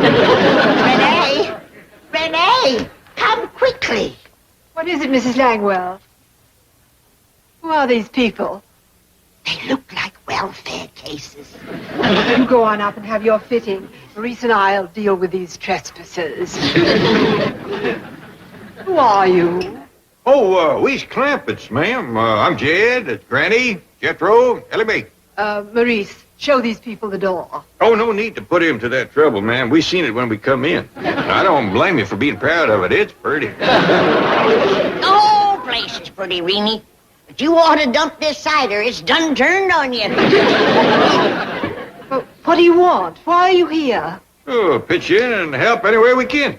Yeah, shake out feet sacks, undo the seams, and wash and iron and stitch them together. Oil the sewing machines and sweep up thread and stuff? I can do most any kind of carpentry work and heavy toting. Oh, I see you're looking for employment. Oh, well, I'm sorry, but I have no work of an unskilled nature. If you'll excuse me just a moment.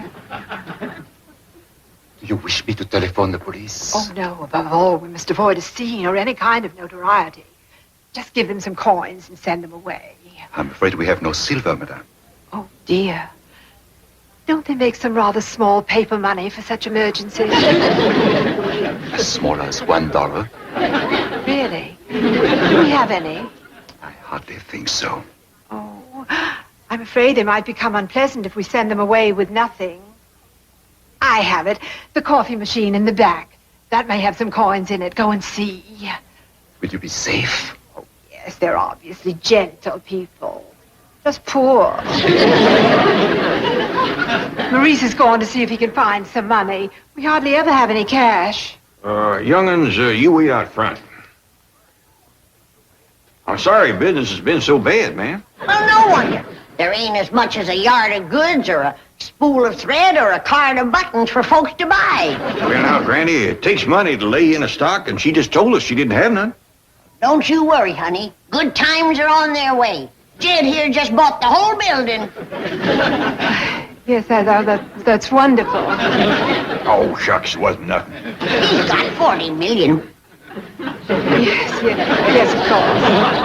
Yeah, now, if there's anything you need, I hope you speak up. Oh, I shall. I shall. Madame Renee, I'm afraid this is all we were able to scrape together. 7 dimes and 2 nickels.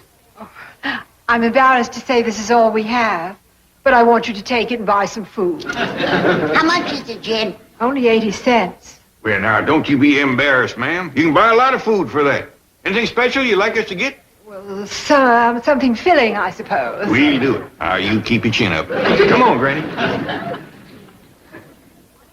Is your girl? One of my girls, a model. Your favorite, huh? Yes, as a matter of fact, she is. What'd you have to eat today, honey? Oh, a glass of tomato juice and some watercress. But don't tell Madame Renee. I'm not supposed to eat so much.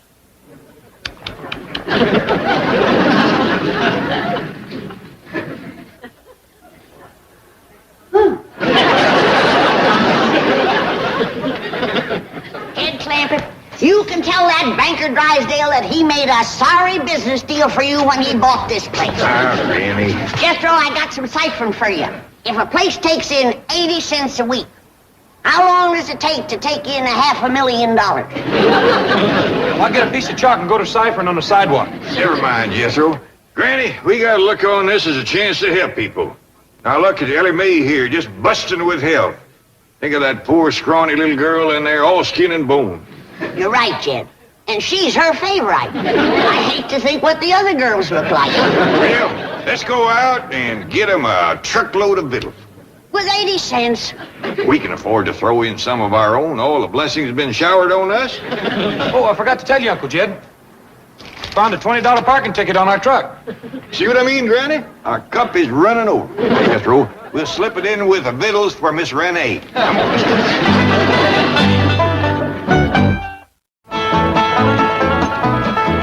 The street's parked full of cars again.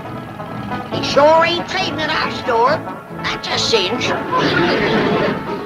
Everybody grab some. We got a lot to tote in. Tommy, dear, I'm afraid you're putting on weight. You better cut down on those seconds of watercress. Yes, madame. Jed, she ain't never gonna believe we got all this for 80 cents. Well, we'll tell her we run into a special sale.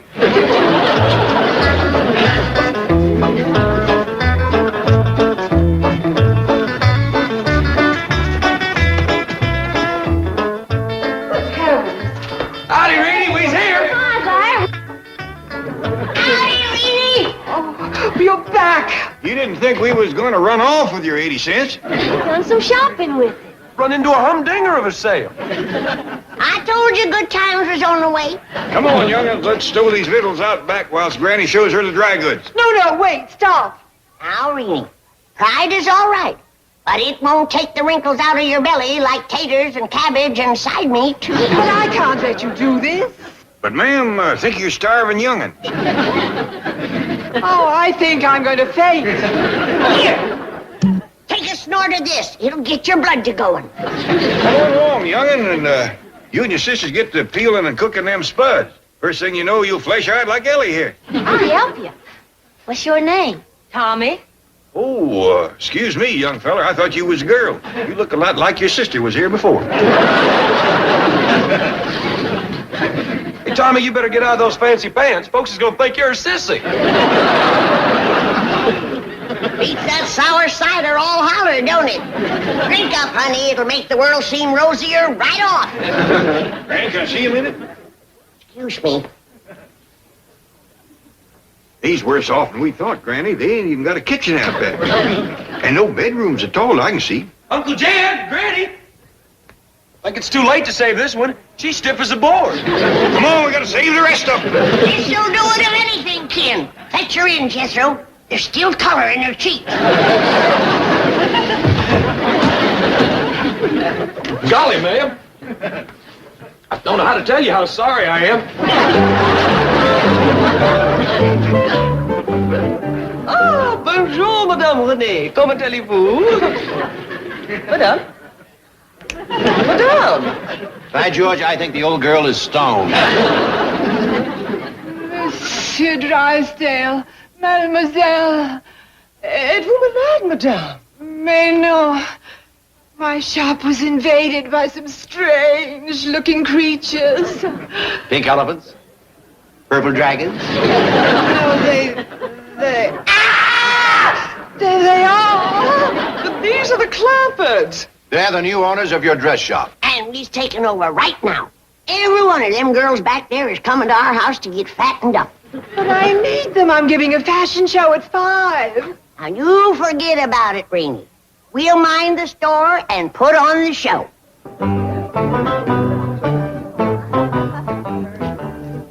Mr. Clampett, may I have another snort?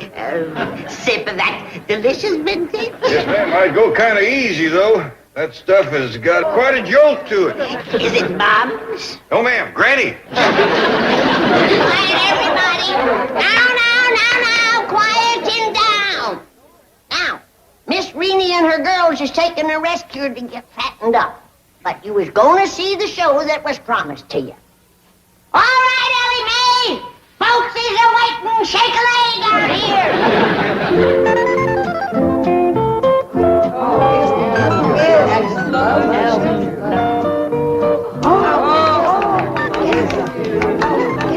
By George, he makes a beautiful model.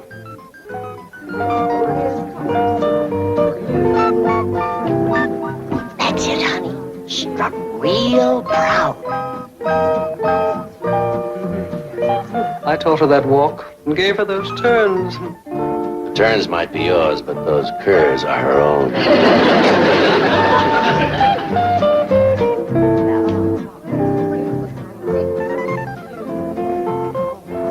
Now, this is one of Renee's favorite dresses. What am I bid for this? Bid? Is this an auction? All right, ladies, let's hear a bid. $12.50. $12.50? Are you out of your cotton picking mind? Very well. 15. Sold for $15.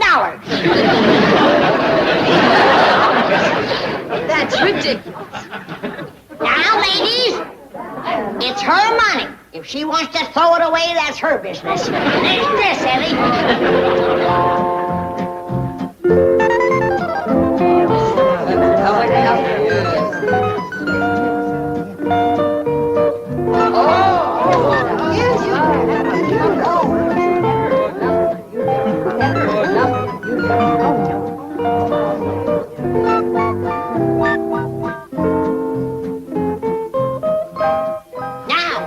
Looks like it was made out of a right nice piece of store-bought yard goods. What am I bid for this? $18.50. Sold and don't give her any more rheumatism medicine.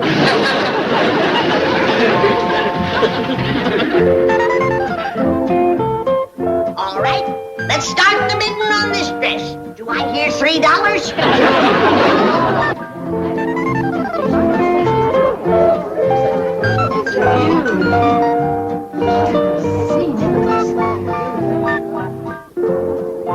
Now here comes a real foot stomper.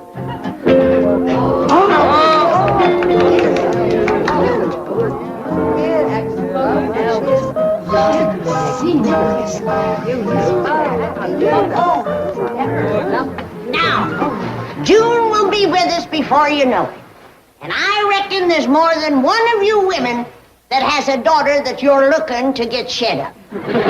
My dingies, you put her in this when you bring her to that church, and you won't need no shotgun. Ain't that something? The goods under there is slicker than a toad's belly.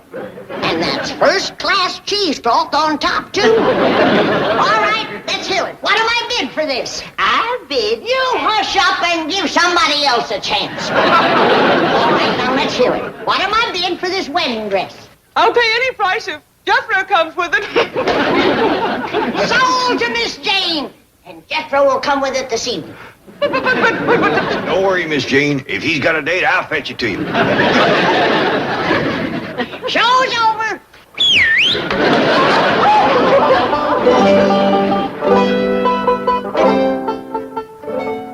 Well, Jethro, we sold every dress in the store. Have you ciphered up how much that amounts to? Yes, sir. It comes to pretty near $50. That'll keep Reenie and her girls in victuals for months. Gives you a warm feeling to help folks in need, don't it? Yes, sir, Paul. Hey, Uncle Jed, look, there's another parking ticket on our truck. Well, young'uns, let that be a lesson to you. The more you give, the more you get.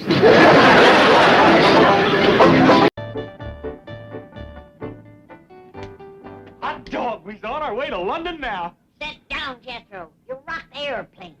Sure wish Mr. Drysdale and Miss Jane was along. Me too, Ellie. We're going to be strangers in a strange land. Will y'all stop worrying? You're traveling with an educated man. You only graduated to 6th grade. Well, you can't fall 12 years of schooling. Did you learn anything about England? Are you kidding?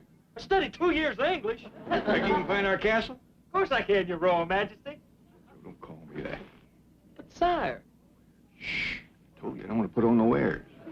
Okay, then I'll just call you Si. Is everything all right here? Finest frogs here, ma'am. He just talks country like that when he's around you peasants. Actually, that there is His Royal Highness, the Earl of Clampett. Oh, and the two ladies? The young'un with the yeller hair, that's my royal cousin. And the little one with the big mouth, that's the royal granny. I'm His Majesty's head varlet, Sir Jethro de Bodine, Knight of the Round Table. He's heading for our castle. I see. I reckon you think it's kind of funny that I ain't wearing no armor, or toting a falcon, or leading a oaf around on a leash, huh? Oh, no, not at all. I got a whole suitcase full of royal raiment. But His Royal Highness don't want me to look conspicuous. I understand. You want to sit down and talk? Well, there's 2 seats that was being held for Mr. Drysdale, the royal oaf, and his secretary. But he said they don't allow oafs on this flight. But I reckon you know that. Oh, no, it comes as a complete surprise. He's flying over later, quick as he gets his oaf suit broke in. Chief, I brought your clothes. Where are you? Anybody with you? No, I'm quite alone. If you weren't a traitor, you'd be wearing this. If you weren't chicken, you'd be on that plane. Like this? Well, at least the Clampetts wouldn't be alone with Sir Jethro as their leader. Oh, they're all right. I've got a friend at the airline keeping track of them. Besides, the flight they're taking lands only once in San Francisco. Then non-stop to London. So what can happen? Hello? Oh, Jim! How's my royal family doing? Hey, what? No. Well, find them. Chief, what happened?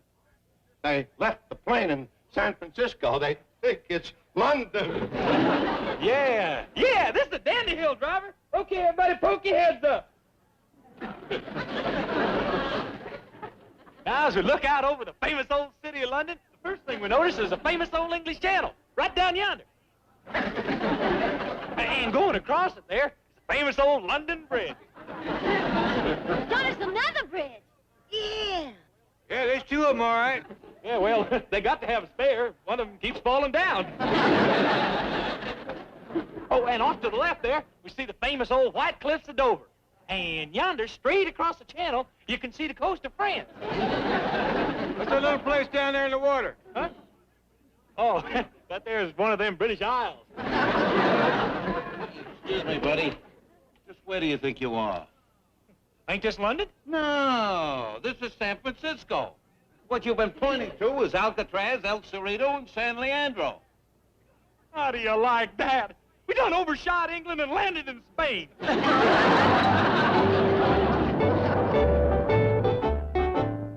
Welcome back. Oh, thank you, ma'am. I'm sorry you had to wait for us. Oh, we're glad to do it. Where were you? The Royal Nut there was showing us the White Cliffs of Oakland.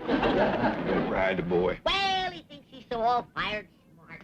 Yeah, and he didn't know London from San Francisco. Well, it just so happens they both look a heap alike from the air.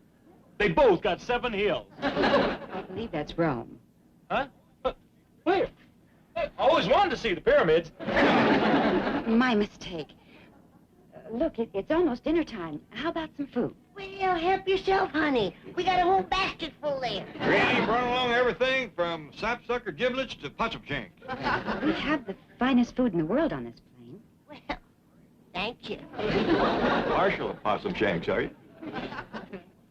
Nobody cooks them better than Granny. Dig in, honey. There's lots of pone and sorghum in there, too. What I meant was, you didn't have to bring all this food. Ha! You ain't never took a trip with the Royal Mouth there. Hey, now listen, Granny. Don't get started, you two. Well, the head varlet ain't taking no more insults. She don't know her station. I don't know my station. Who got off in San Francisco? Now, wait a minute, Granny. Now, that's enough. Sorry, ma'am. Help yourself to Granny's victuals and invite the others if you like. Yeah, we'll have a picnic. Well, you see, we didn't know you were going to bring all this food, so we have complete dinners ready to be served. They're included in the fare. Hear that, youngins? We're going to have a fair. A pizza picnic? You gonna have sideshows and freaks? If you ain't, you can borrow ours. Wait till we go to London. You're gonna be flogged through the fleet. Sit down, Granny. Excuse me. Why don't you get up and help the young lady? Just a minute, ma'am. I'll help you. Oh, thank you, but I have help. Well, it ain't that, ma'am. You see, I'm the royal taster. Royal taster. Yes, ma'am. You can't give His Highness and them no victuals without I taste them first. Very well, Sir Jethro.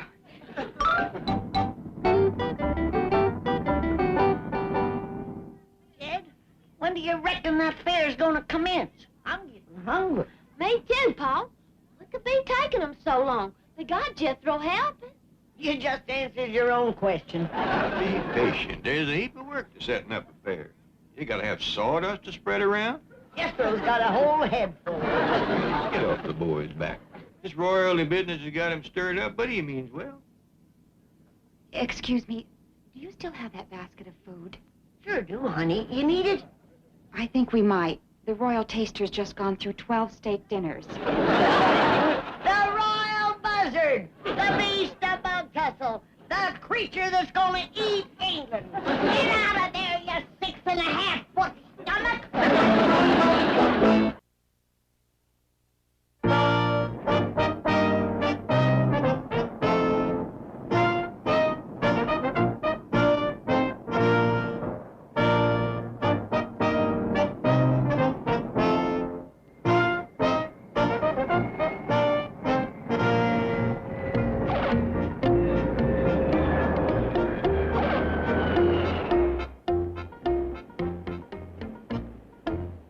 Excuse me, this is London Airport. Yes, ma'am. We're just waiting for Jethro. The human silo is changing clothes.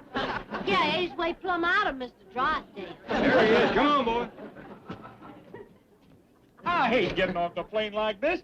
I sure don't look like no knight. How about the morning after?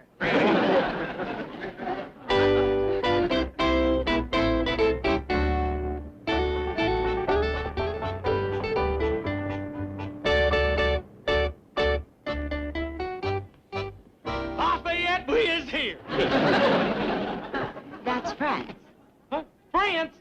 Hey, y'all, come on back. We done overshot England again. No, I meant... Well, never mind. This is England. Are you sure about it this time? Absolutely. Well, it's been nice meeting you. Hey, come on out to the castle sometime and see me when I'm wearing my armor. Thank you. Hey, have you ever been a damsel in distress? Yes, for about 6,000 miles. I beg your pardon. Are you by any chance Mr. Clampett? Yes, sir. Jed Clampett. Mr. Drysdale telephoned and asked me to meet you.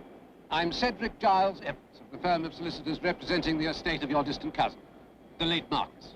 Well, I'm very pleased to meet you, Mr. Evans. This here is Granny and my daughter, Ellie Mae. Howdy. That is? He says that my cousin Marcus is late. He's deceased. Oh, well, he's in luck, because Granny's a doctor. What kind of disease has he got? Oh, well, I'll have to figure that out, Ellie Mae, when I examine him. Thank goodness I brought my medical supplies with me. Is Cousin Marcus up at the castle? Well, yes, but you see, he's been laid to rest. Good. Just keep him warm. Is the family doctor with him? Madam, the gentleman is dead. Oh. Well, us doctors is only mortal. Get a move on. We got sick kinfolks up there at the castle without a doctor. Now, don't you worry. Granny has pulled folks through everything from thrush to dropsy. If Cousin Marcus has dropsy, he better be turned over every now and then. You know, madam, I rather imagine he's turning over at this very moment. Come on, Jethro. Shall we call us a taxicab? Oh, no, I've got a car waiting. But first of all, you'll have to go through our British customs. Well, we do our best if you show us. Yes. Yes, of course.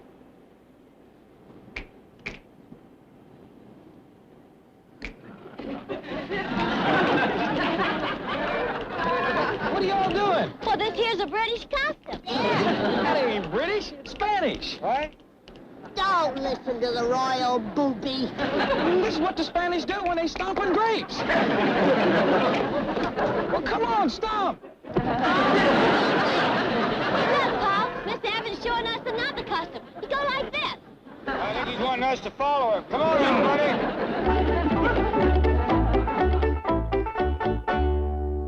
Now then, madam. The inspector here says that you refuse to open your luggage. If you stayed here, you have nothing to declare. Well, I've changed my mind. I declare that you are the nosiest bunch I've ever seen. That's why we're here. This is British customs. Well, this was foolish enough. But poking through folks' belongings, you ought to be ashamed. Mr. Clampett didn't object to opening his bag.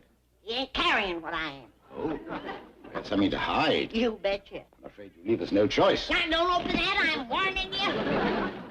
Now you've done it, betcha, preacher. A preacher? We got to get married. You have done touched my untouchable. It's the code of the hills. Don't be embarrassed. I assure you there's no article of women's apparel that we... Oh. What do we hear? That's my nightgown. Ain't nothing sacred to you, you wicked man. What's this? That's my doctor's bag. You're a doctor? Been one for 60 years. Got a patient waiting for me right now. Jed's cousin Marcus. He's laying up there at the castle with a bad case of dropsy.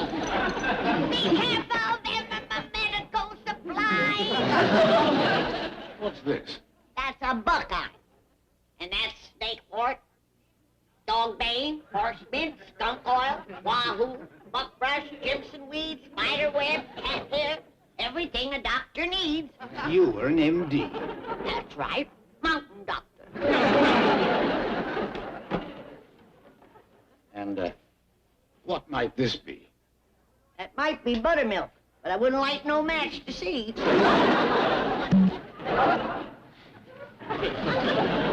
Come now, what is this? That's Tennessee tranquilizer. One of my best homemade cures. What does it cure? What do you got? Madam, I'm afraid my government would not approve of this homemade cure. I ain't too happy about it neither. I mean to say, I cannot permit you to bring it into the country. You should have emptied this jug before you boarded the plane. If I'd have emptied that jug, I wouldn't have needed no plane. See that these medical supplies are impounded? Yes, sir. Now, wait a minute. I need them things. Annie? You still in here? Oh, come in, Mr. Clampett. This is our chief customs inspector. Howdy. How do you do? I'm Chumley. No, he ain't, Jed. He's mean.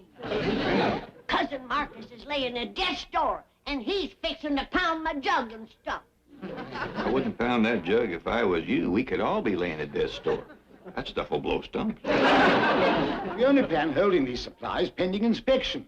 Don't believe him, Jed. He's a man of loose morals. It's true, Jed. He's a regular rip. Why, he flung open my bag, fondled my flimsies, and then wouldn't call a preacher. The cold of the hills don't hold here. It holds in the four corners of the earth. I say throw down on him with your shotgun. No, that ain't no way to commence a visit. Well, at least whoop him and get my medicine back. Granny, I hear tell that London is a right good-sized town. They ought to have at least one drugstore. There we are. Sorry for the delay. No harm done. No harm done. If Cousin Marcus dies, he's to blame. And if that happens, you're gonna catch it, you fresh young whippersnapper. Young whippersnapper. Madam, I'm a sexagenarian. You hear that, Jed? He admits it. Shame on you, sorry. Get me to a drugstore. I said get me to a drugstore. Be quiet, Granny.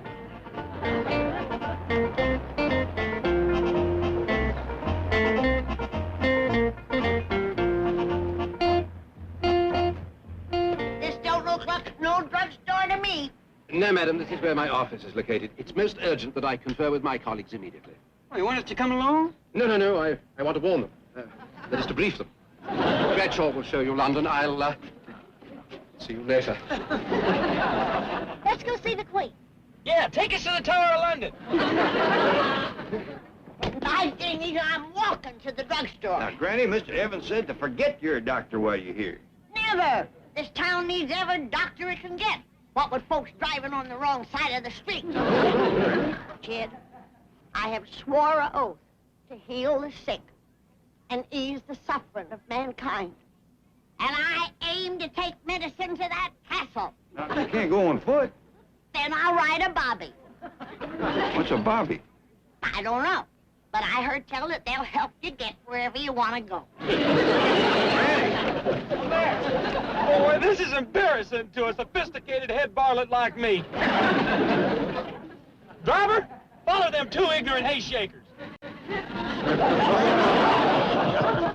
Hey, your microphone's heating up.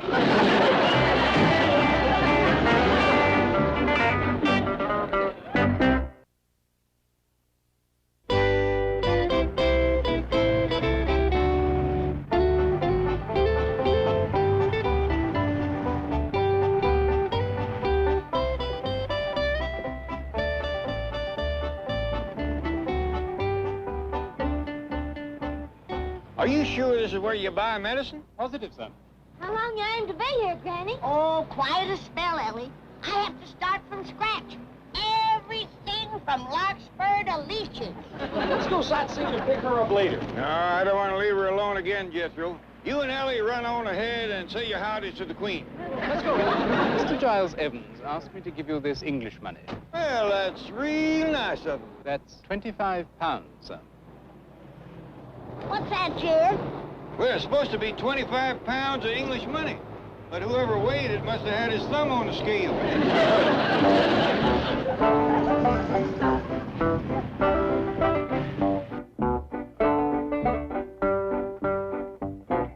Madam, good day, sir. Can I be of any assistance? Why, yes, sir, I believe so. Thank you. The doctor here is wanting to stock up on medicine. You're a doctor? I am.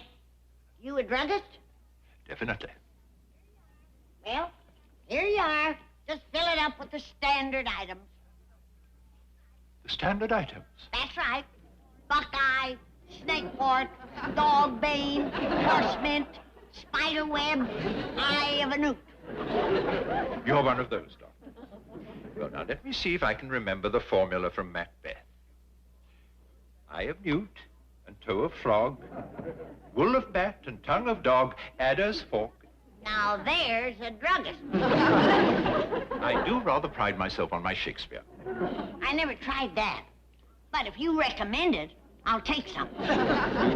Take some Shakespeare? How do you sell it over here? By the bag or by the bottle? Well, I should say that we sell Shakespeare by the volume, by the play, by the sonnet. Well, give me half a sonnet.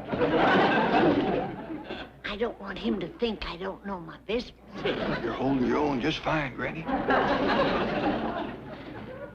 If I could write the beauty of your eyes, and in fresh numbers, number all your graces, the age to come would say the poet lies. Such heavenly touches ne'er touched earthly faces. What do you make of that, Jed? She's kind of took a shine to you.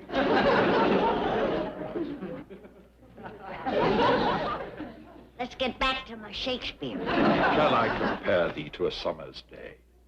Thou art more lovely and more temperate. Rough winds do shake the darling buds of May, and summer's lease hath all too short a date. He just can't get his mind on business. Told you, Granny, that rascal's took me. Glad you're with me, Jed.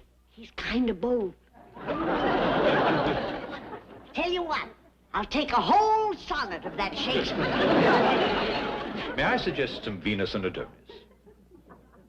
If it's good stuff. Touch but my lips with those fair lips of thine. Though mine be not so fair, yet are they red. The kiss shall be thine own, as well as mine. Why don't you take a walk, Jed? What about your duty to Marcus? Who? Cousin Marcus laying sick in the castle. Your patient. Patience I can get, Jed. But at my age, suitors are kind of scared. I'd best stay. Fogies, if I don't think we got a hold of another one of them sexagenarians.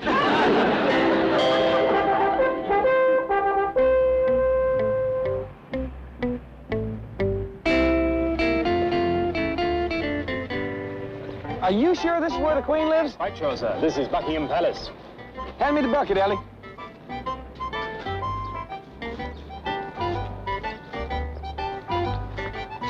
What you fixing to do with that water? I'm fixing to make my fortune, that's what.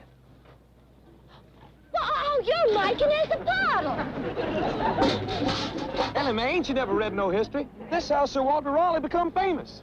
What you mean? Well, one day, Queen Elizabeth come sashaying out of the palace.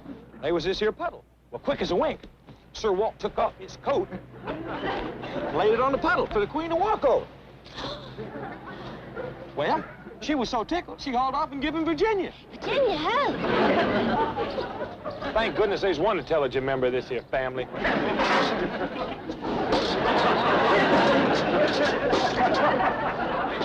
Excuse me. Would you please tell Queen Elizabeth that Sir Jethro de Bodine is waiting at the puddle? What light through yonder window breaks? It is the east, and Juliet is the sun. Arise, fair sun, and kill the envious moon, who is already pale and sick with grief, that thou, her maid, art far more fair than she. Be not her maid, for she is envious. Her vestal livery is but sick and green, and none but fools do well. Cast it off.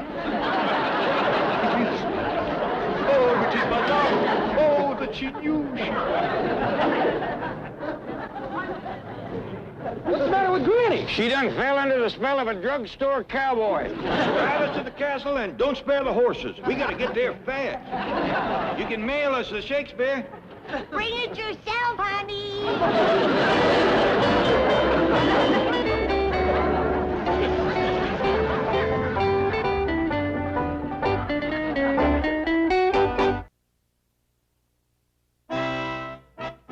I say, do tune in next week when the Beverly Hillbillies move into this 600-year-old English castle and bring knighthood back into flower with a bang. It takes more than that to discourage Sir Jethro as he sets forth to quest for dragons. Look out, Jethro, you got your pole sideways. Meanwhile, beautiful Ellie Mae becomes a damsel in distress. Help! Save me! Granny becomes a doctor in distress. Murder! Murder! Mr. Drysdale becomes a banker in distress. Because there was a young lady calling, "Help, save me," and another lady screaming murder. Quick, to the castle! Come on, you dragon! England survived the Spanish Armada and the Nazi Blitz. But can she survive the Beverly Hillbillies? Be at your tellies next week at the same time. Beats me how Ellie Mae can make these donuts without using cement. Maybe she does use cement. Hello, Granny speaking. Oh, howdy, Miss Jane. How are you? Fine, Granny. We've just received a telegram addressed to Ellie Mae Clampett in care of the bank. Shall I send it over? No, no. Open it and read it to me. I've been waiting for that. It's from the Savory Soup Company, and it says, oh, there must be some mistake. It says that Ellie Mae has won a cooking contest. No, that ain't no mistake. I knowed Ellie would win that contest because I made the soup myself. Well, yeah, I reckon it is cheating a little, but I'm desperate to get this girl a husband, and winning that contest can do it. Well, I sympathize with you, Granny, but won't Mr. Clampett object? Of course he will. Getting him to swallow this will take a heap of sugar coating, but I'll have to call you back, Miss Jane. John Barrymore just walked in. You see? No, it ain't John Barrymore. It's Milton Sills. You're too young for Milton. Why, Jed Clampett, you handsome rascal. Have you gotten into your rheumatism medicine? Kid, I was only funning.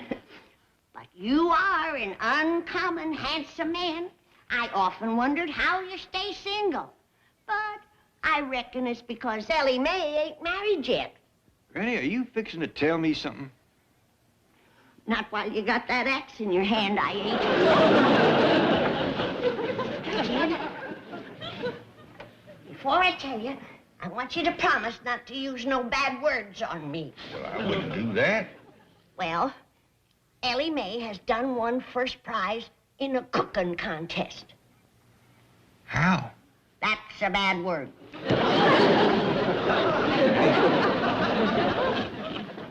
You broke your promise to me. How could Ellie Mae win first prize in a cooking contest? That girl can't boil water. She didn't win it for water. She won it for soup. Soup? Well, this company was looking for a new soup, and Ellie won it with Snyder's Surprise. Now, Granny, you're the only one in this family can cook Snyder's Surprise. Jed, what difference does it make? The winner will be on TV and get her pictures in the paper. And the men will be flocking around this place like crows in a corn husking. Granny, it ain't honest. Jed, I knew you'd be unreasonable. Now, hold on. There's right and there's wrong, and this is wrong. Now, you get on that phone and call that soup company, and I'll tell Ellie Mae she's pulling out of the contest. No, Jed. Don't do it, I'm warning you. It'll be a terrible shock to her. There's no telling what she might say. I'm sorry, but Ellie Mae, you are pulling out of the cooking contest. What cooking contest? See, I warned you there's no telling what she might say. What y'all talking about? Never mind, Ellie, you've had a terrible shock. Now run along.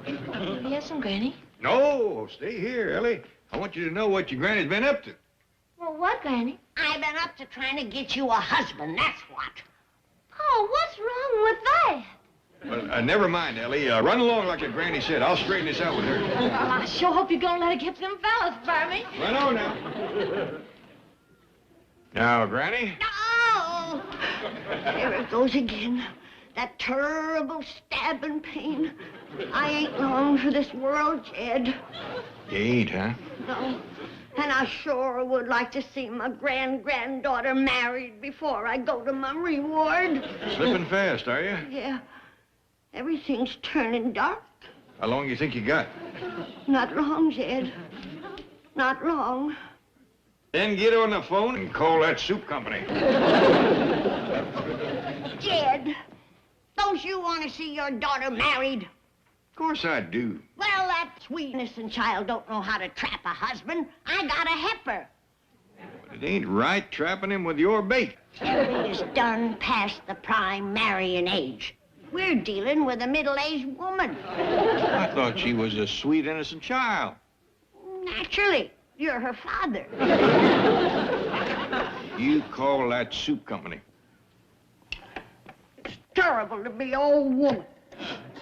Nobody loves you. Folks all yell at you. Stop feeling sorry for yourself. I'm talking about Ellen. The Savory Soup Company. This isn't the Savory Soup Company. Granny, is that you? This is Granny. I just want to tell you that Ellie Mae Clampett can't win that contest because she didn't make Snyder surprise I did. Thank you, goodbye. What was that? Hello? Granny, you done the right thing. I think I did, too.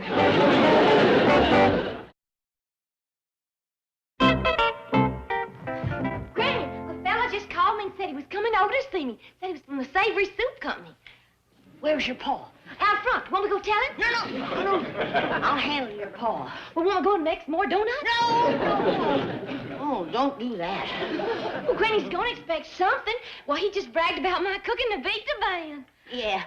Well, we'll wade that creek when we get to it. Now, you go upstairs and take a nice hot lye soap bath and put on that dress I laid out for you whilst I get shed of your paw.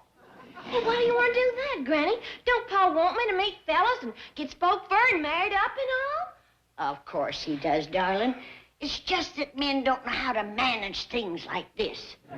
You just trust your old granny. I do, Granny.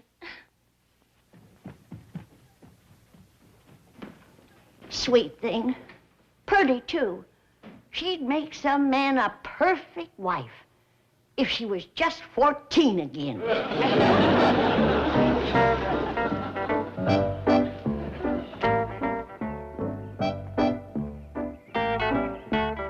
William S. Hart, what are you doing here? No, it's Dustin Farmer. You fooled me again. It's Jed Clampett. I declare you are getting handsomer every minute. All right, Granny, what are you up to this time? Well, I'll be honest with you, Jed. There is something you can do for me, long as you're sitting down here with your gun and your dog. What's that? Shoot me some fresh bear meat. In Beverly Hills? Oh, no, I think you'd have to range out a little ways. Say to Utah. How would I get to Utah? Turn left at Arizona.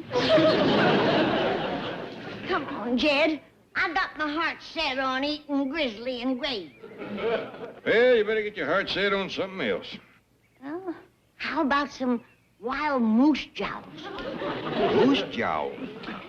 Well, how long has it been since we've had some good wild moose meat? Granny, I am staying right here. You can't, Jed. You gotta go. Why? Well, for Duke's sake. All that hunting talk you've been doing has got that poor dog stirred to a frenzy. You don't look stirred to me. Not from that end, maybe. But this end is raring to go. Down, boy. Down, boy. It's too late, Jed. That high-spirited animal can't be held back. He's got to go hunting or have a fit. Granny, if it'll get you off our backs, Duke and me will see can we jump you a few rabbits. Not cottontails, Jed. Fetch me some jackrabbits. Them big rascals. Mountain jacks.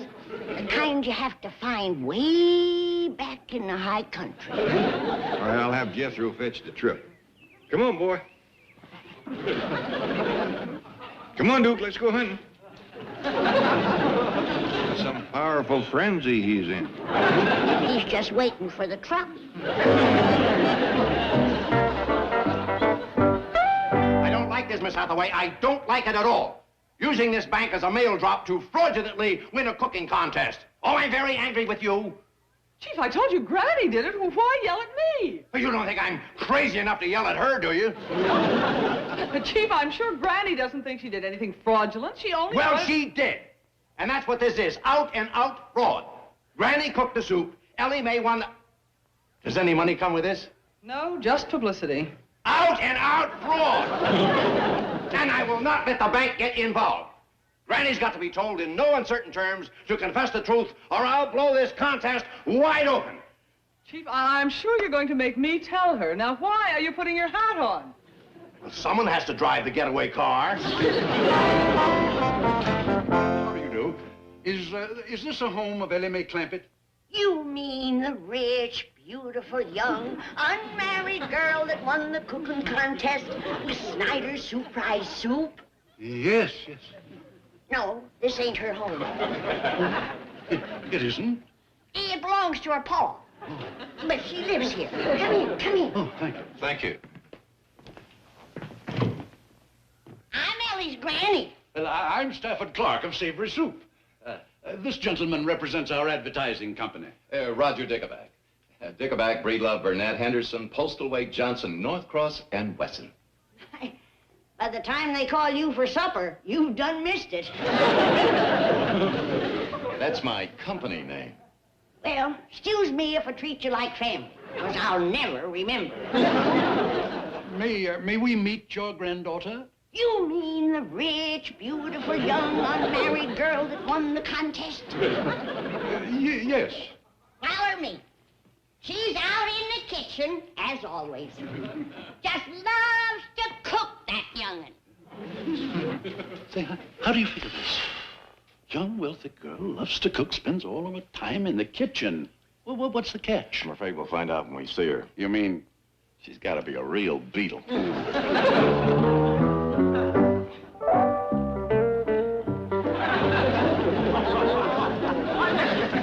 It's a good thing I warned you. She sure is a sight, ain't she? Roger, let's remember why we're here.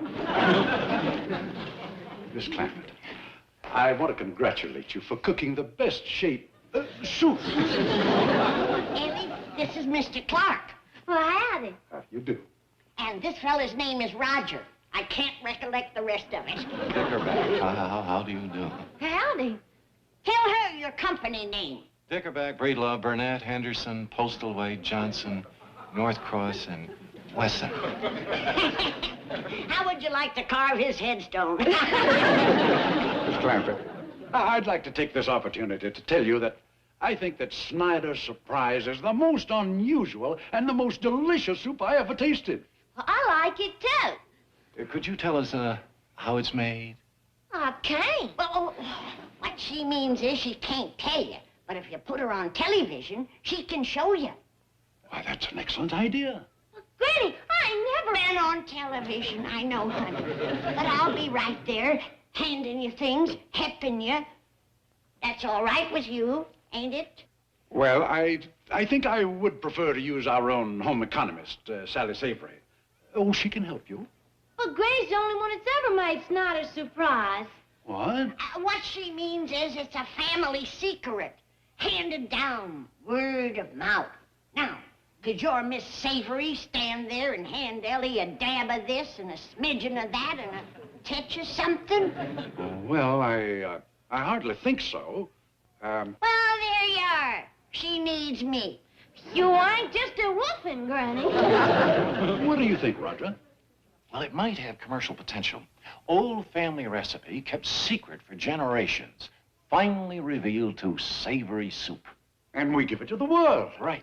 Let's take the idea back to the ad agency and brainstorm it. Good thinking. We'll run it up the flagpole and see who salutes it. Plug it in, see if it really lights up. Put it on the train, see if it gets off at Westport. Now, just a doggone minute. You ain't gonna run our soup up no flagpole or put it on a train. Just a figure of speech, man. Well, now, young lady, it looks to me like you're going to be on television. Well, first of all, of course, you'll have to sign these releases and authorizations. She is 21. She ain't no such thing. Why, that sweet child is just barely past 14. 14? Oh, give or take a year or two. Oh, well, I'm afraid then these papers will have to be signed by her mother and father. Well, I ain't got no ma, and my pa ain't here neither. He's done gone to the high country. Ain't that pitiful, poor child? I'll sign the papers. He'll be coming back, though. Who will? My pa. Ain't that pitiful? Give me the pen. He's just out hunting with my cousin Jethro. Nobody tells me nothing around here. I think we'd better wait and get Mr. Clampett's signature. There he is now. I'll have him sign them and fetch the papers back to you. Oh, under the circumstances, I think we better witness this signature. You better come with me, Ellie. That front door's awful hard to open.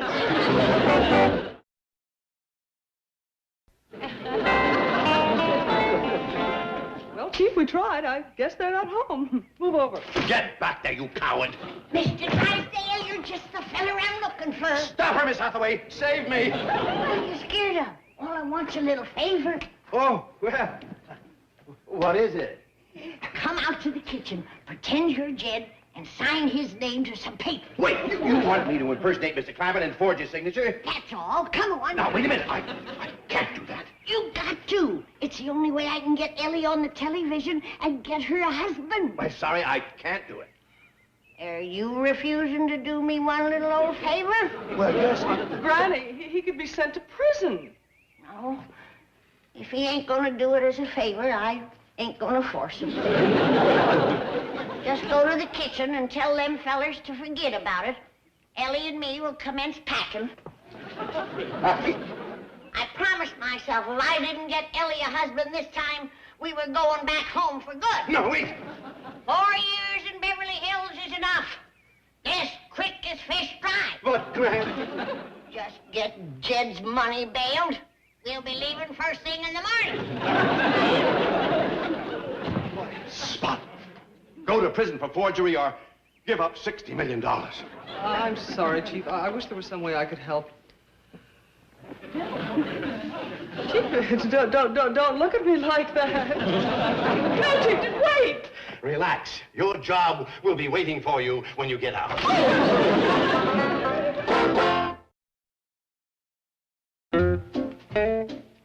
Well, gentlemen, I find these papers in order. I'm certain that I can persuade Mr. Clampett to sign them.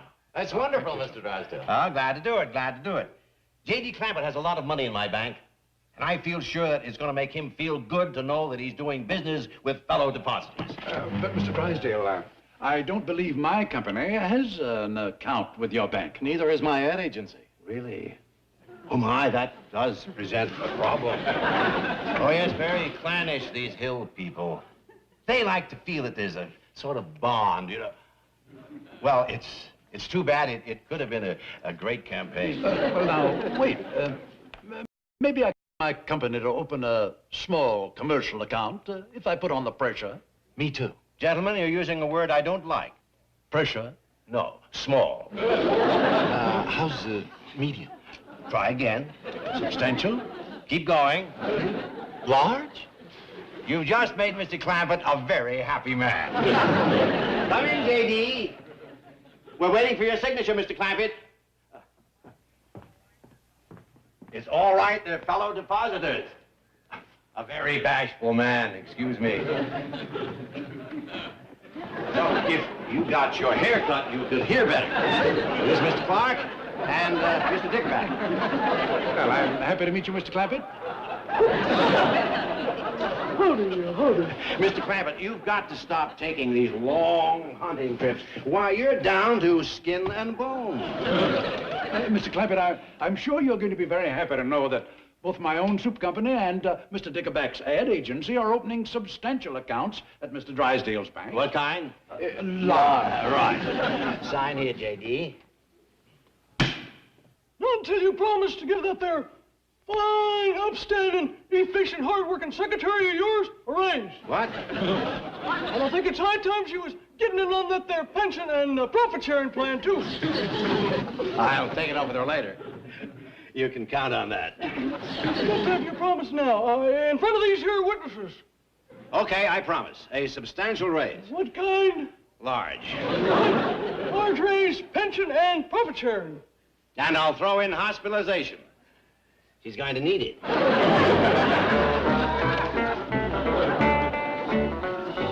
Well, gee whiz, Granny, do we have to go back home? You want a husband, don't you? Well, sure, but... Well, you ain't gonna get one out here. We've been yelling suey for 4 years. Ain't got a hog to the trough yet. Granny, you won't have to leave. Everything is all set. Mr. Clampett just signed the papers. Ellie Mae's going to be the savory soup girl. We'll be back in a couple of hours for a taping session. Be back for a what? Oh, just a technical expression. It means they're going to put Ellie on television. I'll have me some gentlemen callers then, won't I, Granny? You betcha, honey. And be sure and smile a lot. Show 'em your teeth don't need fixing. The raise is $10 a week. Make that 15. 15! All right, let's say 12 and a half.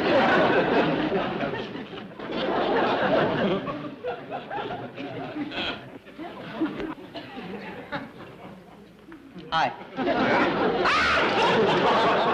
Oh, don't let this gun scare you. I just been out jumping a few jacks. You from back home? Kinfolk? Must be from Granny's side of the family. I figure you got her framed. You sure ain't got her mouth.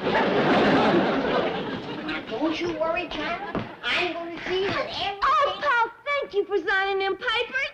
Oh, Jed, you did sign the papers. I thought that maybe Mr. Drysdale. Who's that goomer? Any your kin? I ain't never seen him before. And now, young lady, I'm going to Mexico. Goodbye, everybody. Chief, I am not going to face this alone. Miss Hathaway, what is the meaning of this masquerade? Oh, come now. Doggies it is, Miss Jean. Miss Hathaway, I demand a full explanation of your behavior. Have it on my desk when I return from Mexico. Drysdale? Yes? Seems to me that there's more than one fox here with feathers on his mouth. Supposing we all sit down at the table and give all the chickens a chance to cackle.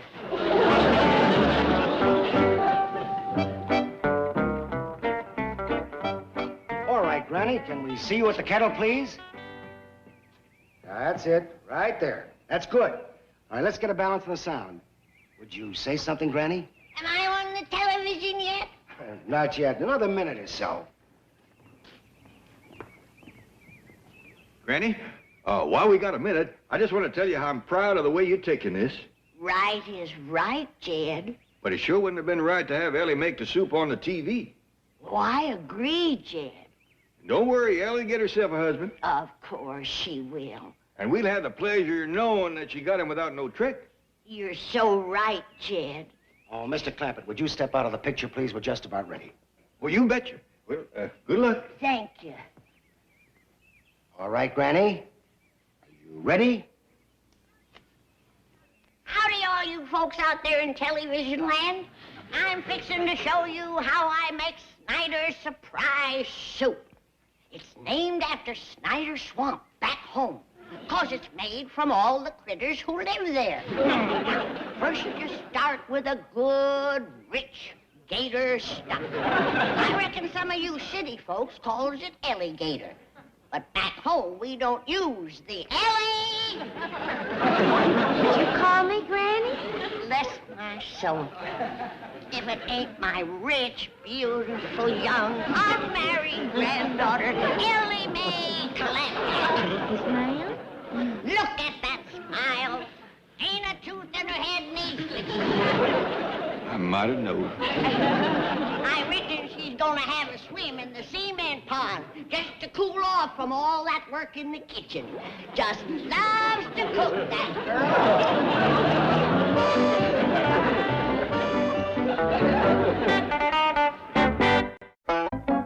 Chief, welcome home. Thank you, thank you. Nice vacation? Wonderful. Tell me, how's my favorite person in all the world? Oh, Chief, I don't know what to say. Well, just tell me how he is. Mr. Clampett. Oh, fine. Granny and Jethro are on a little visit back to the hills. What? Oh, it's all right. Mr. Clampett is still here. And there's money? Still here. Ellie Mae's still here, too. Good. She's doing the cooking. Ellie is cooking? Yes. Well, quick, we've got to get up there. Why? Mr. Clampett might eat some. Well,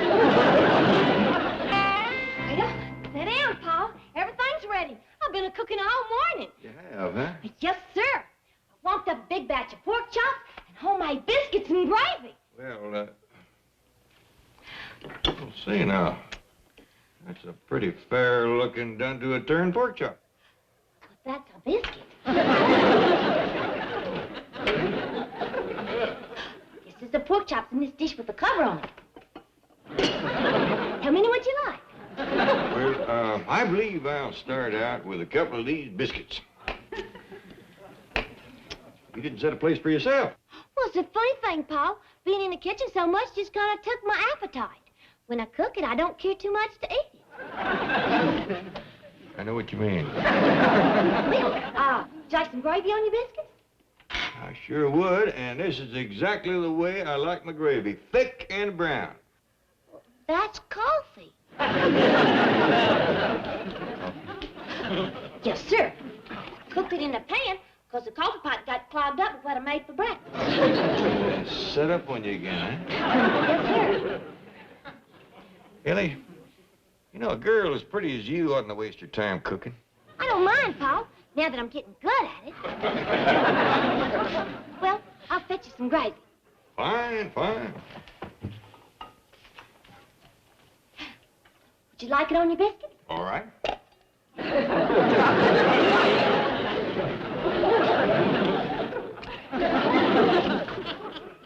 Kind of set up on you, too. I know how you like your gravy thick.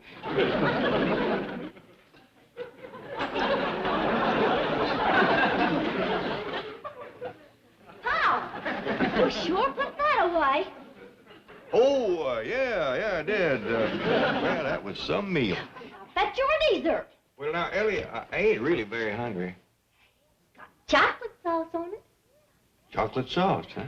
Yeah, and I know how you like that. I do for a fact. Well, fetch it up. Well, doggy.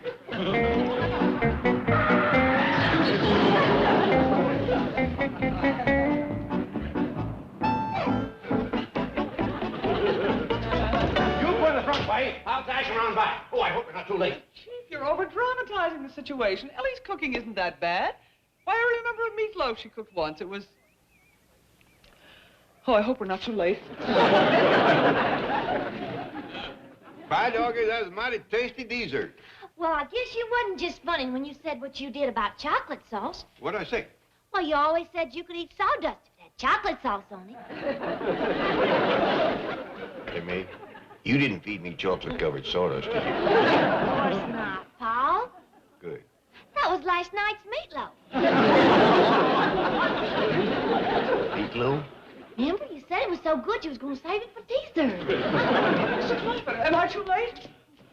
I'm afraid so. No, you ain't, Miss Jane. There's a whole dish of pork chops here. We got company. Why don't you run up and put on a nice, pretty dress? Oh, yes, sir, Paul. Mr. Clampett, are you all right? Sure, I'm fine, thanks. Glad to see you back, Mr. Drysdale. I just heard about Ellie cooking. Miss Hathaway should have told you to take your meals out. Well, I have been taking them out and burying them. What are you living on? Well, Granny left enough victuals for a couple of weeks, but since that run out, it's been mostly roots and berries. And there is a squirrel I'm right beholden to for nuts. That's terrible. That's all right. I'll make it up to him. No, starting right now, you're eating at my house. Well, that's awful nice of you, but I wouldn't want to hurt Ellie's feelings. She's trying her best. Besides, I look for Granny and Jethro back any time now. Did you arrange their transportation?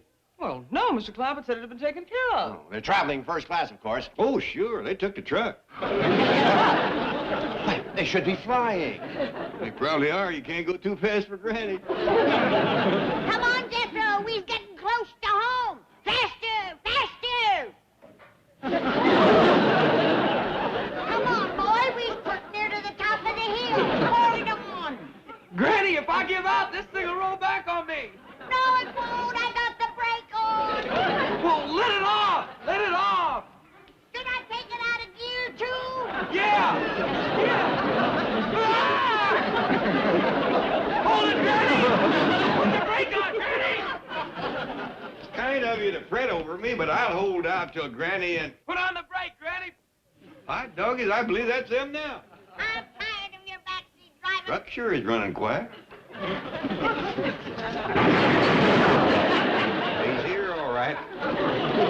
Welcome home. We's glad to, where's your Granny?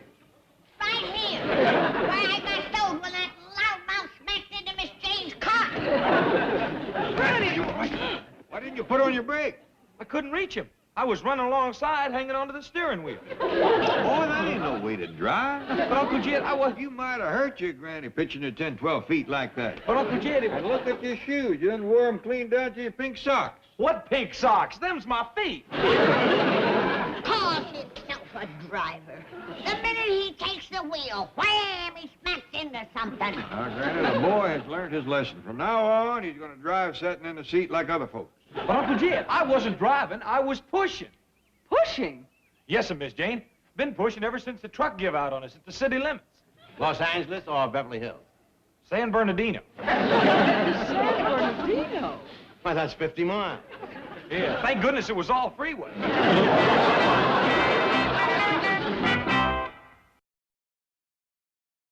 That's it. I set it right down there, boys. Thank you. Where's Jethro? He's going to finish unloading the truck, Granny. Fine, fine. Now, gather round. There's presents for everybody. Now, the first is for Ellie Mae. Oh, thank you, Granny. It's from your Aunt Pearl. It's a party dress. Pearl sewed it all by hand, every stitch. Pearl's a modiste. Let's see it, Ellie. Beautiful. It is for a fact, Ellie. That's a Pearl Bodine original. You won't never see another dress like that, no place. I believe you. It is absolutely fabulous. Run upstairs and try it on. Oh, yes, sir, Pop. Pretty, ain't it? Oh, it's absolutely fabulous. That Pearl is a genius. I'm glad to hear you say that, Miss Jane, 'cause Pearl sent you something, too. A dress? No, but it's a Pearl Bodine original. It's a hat. Here it is. Ain't that a world beater? Pearl kept it simple so you could wear it to the bank. And she will. She will. I don't know what to say. Right on, Miss Jane. Yeah, let's see what it does for you. Oh, well, my hair's Oh, from now, come on, give us a treat. Ride's a little low, don't you think, Granny? Well, Pearl didn't know her size, but she can pad it out with tissue paper. Well, it is lovely. I'll write Pearl a note and thank her. You know, Mr. Drysdale, Pearl has never made nothing for me. Oh, what a shame. Until now. She has took up making hand-painted neckties. One for you, Mr. Drysdale. And one for you, Jed. Doggies. Did Pearl paint this? She sure did. Free hand. No tracing or nothing. And you don't have to worry about getting caught in the rain. That is genuine outdoor barn paint. Well, she shouldn't have done it. Pearl has a favor to ask of you. She has? Well, you see, she's right anxious to know how city folks takes to these. And she'd like it a heap if you'd wear yours to the bank. Oh, you will, you will. Will you? Granny, you're embarrassing Mr. Drysdale to ask him a question like that. He's our friend and our neighbor. You know he'll do it. Sure, of course. Well, Miss Hathaway, we'd better be going. Oh, just a minute. I got another present I brung you. I picked it out myself. It's for your office. Souvenir. Snyder Swamp. That's the big health resort back in our neck of the woods. Folks come from miles around to take the cure. Cure for what? You know, Jed? Oh, but it must work. Nobody ever comes back. Well, thanks again for these lovely gifts. Oh, yes, indeed. Glad you like them. Don't you want to see what else I brought from home? Another time, Granny. Oh, would you leave the door open, Miss Jane? I gotta ask Granny where she wants her sorghum. Is that thing full of sorghum? Oh, yes, sir. 60 gallons. It must weigh a ton. Oh, no, ma'am. Only 600 or 700 pounds, but it's kind of clumsy. And I'm pooped from pushing that truck. There it is, Dad. A telephone. Granny, we got telephones all over the house. Not like this, and you ain't. Looky here. Granny, where do you want your sorghum? Solid oak. Not only is it built better, but with these new phones, you don't have to dial. All you do is turn the crank, lift up the receiver, and say, hello, Central, give me so-and-so. I never knowed anything could be so much enjoyment. Why, back to Pearl's, I used to spend 10 to 12 hours a day on this thing. That's a heap of talking. I was listening. It's what you call a party line. Jethro, what are you doing? Get up from there, boy. Yeah, that's my sorghum barrel you're playing with. If that thing was to bust open, we'd have an awful mess. If you want to do something, connect up my new telephone. Jethro do that? He took it down at Pearl's. How do y'all like my party dress? Oh, ain't you pretty? What Pearl can do with a needle and thread just ain't to be believed. We gotta have a party so Ellie can wear it. Quick as I get my new telephone connected, I'll invite everybody on the line. Hear that, boy? Hurry up. I thought I told you to get up from there. Come on your feet. Looky that. He's done wore himself out playing with that heavy barrel. You be tuckered out after pushing a truck 50 miles on the freeway? Well, we stayed pretty much in the slow lane. Okay. All right, no more playing. Take that barrel around back and connect up my telephone. Oh, Granny, I'm plumb spent. I can't move a muscle till I have some victuals. Well, come on, Jethro. I'll make you a meatloaf. Never mind, Ellie. I just got my second wind.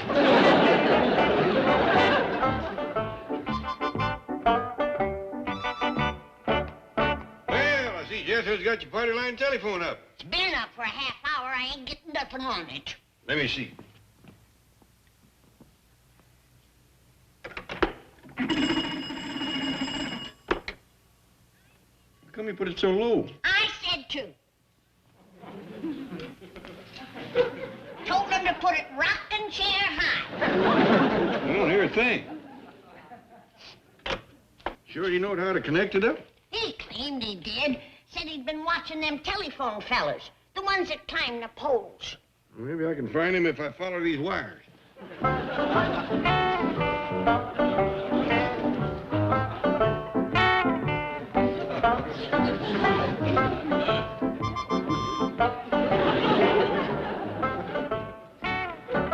Jethro? Yes, sir.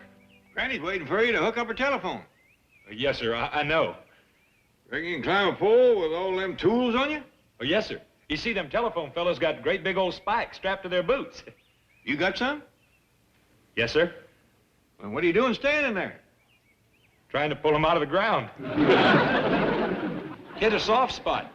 Sunk into the handle. Is them my good potato forks? Yes, sir. Hold still, I'll cut you loose. Thank you. How long you been stuck here? Quite a spell. It got to where the birds was lighting on me. You call me to help you. I was afraid you might think I was kind of dumb. Why would I think a thing like that? I guess you're right. Well, tell Granny I'll have her hooked up in no time.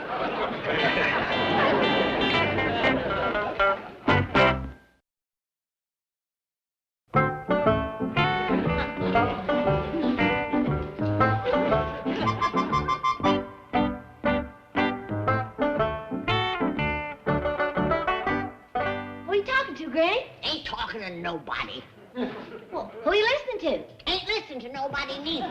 Jethro still ain't got me connected up yet. Run outside, see Good can you... news, Granny. Jethro's up the pole, and he says that... You ain't cooking, are you, Ellie? Oh, I'm fixing to, Paul. I figured I'd bake up a cake for the party. Well, instead of that, why don't you run out to where Jethro's sitting on top of that pole? Well, what for? Well, I don't want no terrible accident to happen. Oh, don't you worry, Paul. I won't let him fall off that pole. That ain't the accident I had in mind. When am I gonna come in hearing something? Any minute, Granny. You know, there's a heap of wires up on that pole for Jethro to choose from. How you coming, boy? Fine, Uncle Jed.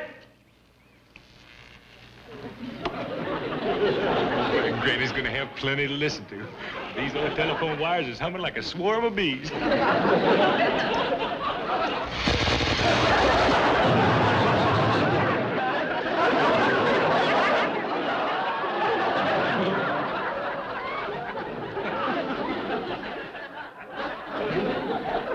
Granny, I don't know what you heard, but it must have been an earful. Granny.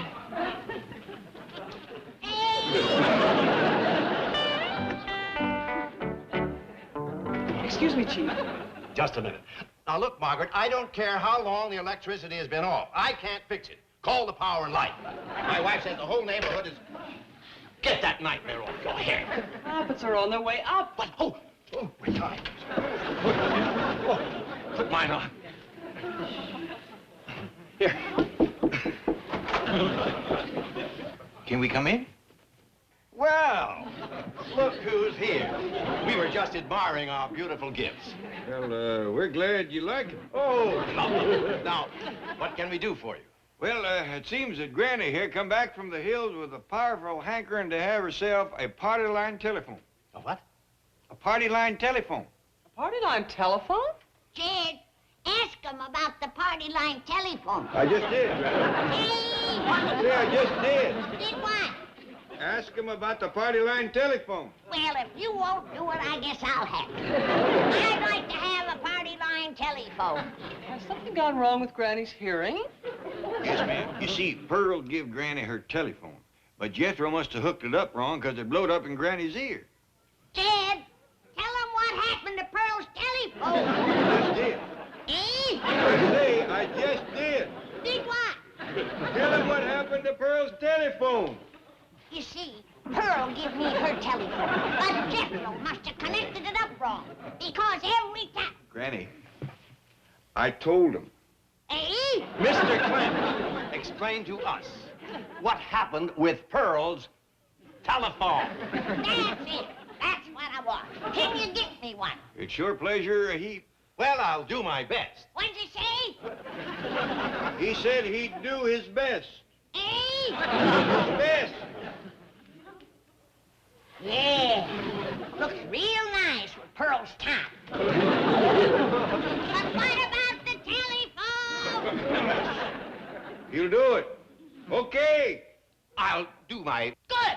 Thank you, Mr. Drysdale. And I'd like about 10 or 12 parties on the line. And see if you can get me Pearl's old ring. 3 short and a long. Thanks again. Chief, this is Beverly Hills. You'll never... Oh, connect me with the telephone business office, please. This is the home of private phones and unlisted numbers. You'll never get the Clampetts a party line. Don't worry. The right threat can accomplish miracles. You're going to threaten the telephone company? No, I'm going to threaten you. Get them a party line or you're fired. Hello? That's a nice little walk down to the bank and back. We ought to do more of that, don't you think? You know, Jed, that's a nice little walk down to the bank and back. I think the exercise helped my hearing. Yeah. Eh?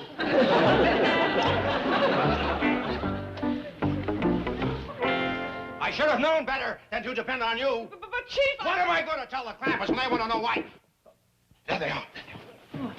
Your hat. Where's your hat? Oh, it's in there. Come in, come in. I was just admiring this beautiful pillow. Can't wait to get to Snyder's Swamp.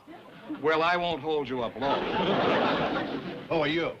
Well, I'm Mr. Kramer with the telephone company. The business office says you requested a party line. Well, not for me. It's for this eccentric little lady. Oh. I understand you want a party line. No. She's not the one either. I'm talking about a real oddball character. I see. But in any event, I have come to explain that the telephone company is unable to grant your request. Baloney. I beg your pardon? It's no longer a request. It's a demand. Demand? Yes, my bank does a lot of business with the telephone company. Now, either you give the Clampetts a party line, or you're going to lose a good customer.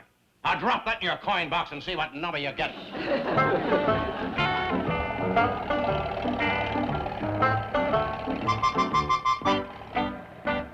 Now, y'all wait right here while I go fetch Mr. Drysdale. And, Granny, I'd be much obliged if you'd stop your belly aching.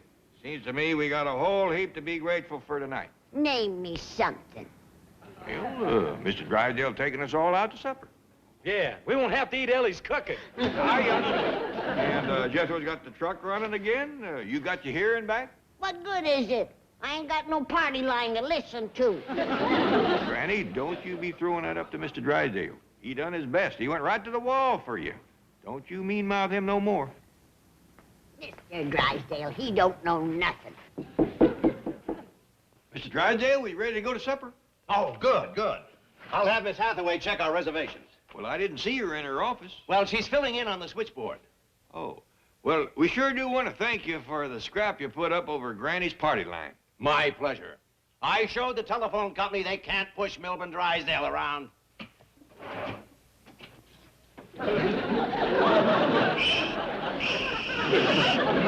Hello? Miss Hathaway?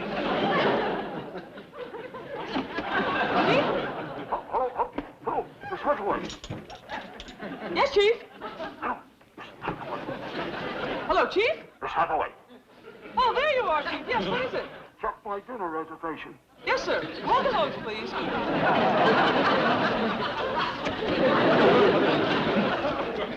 Great little system. Saves a bundle. The only thing we haven't licked is long distance. Tonic for to give to all the family and her kin. Though it tastes mighty bitter, it is good for man and critter, 'cause it gets your blood to running free again. Granny's brew, it's good for you. If you're off your feet, you ought to have some too. Even Pa leaves his victuals. He just sits out front and whittles. Cousin Jethro, he's a-sleeping in the shade. Instead of doing her spring cleaning, on her mop Aunt Pearl's a-leaning.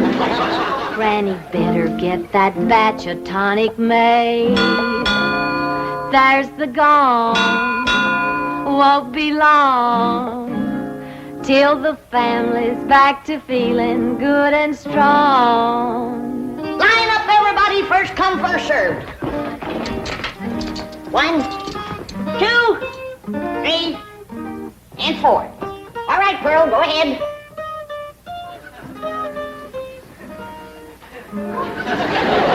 By rights, you should go first, Jed. You're the head of the family. Oh, no, Pearl, I ain't in no hurry. How about you, Ellie Mae? Oh, no, Pa, I was the last one in. Do I take it this family don't want to take my tonic? Oh, no, Granny, it's good. Well, delicious. Well, then step up. Somebody be first. Well, Pearl, go on ahead. Women and children first. That's the rule. That's the rule for fire, flood, and disaster.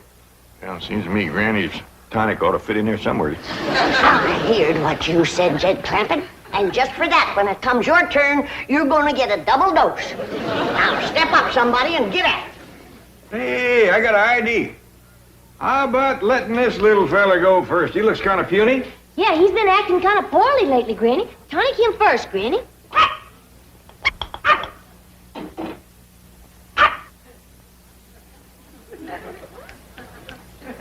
Sure seems to like it. Yeah. You want some more? No, I reckon that's enough for a little critter like him.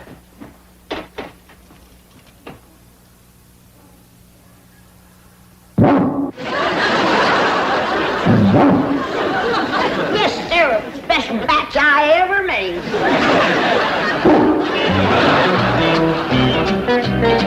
Miss Hathaway, these papers are ready for Jed Clampett's signature. Oh, incidentally, he did a fine job bringing his file up to date. Thank you, Chief. I'll be right in.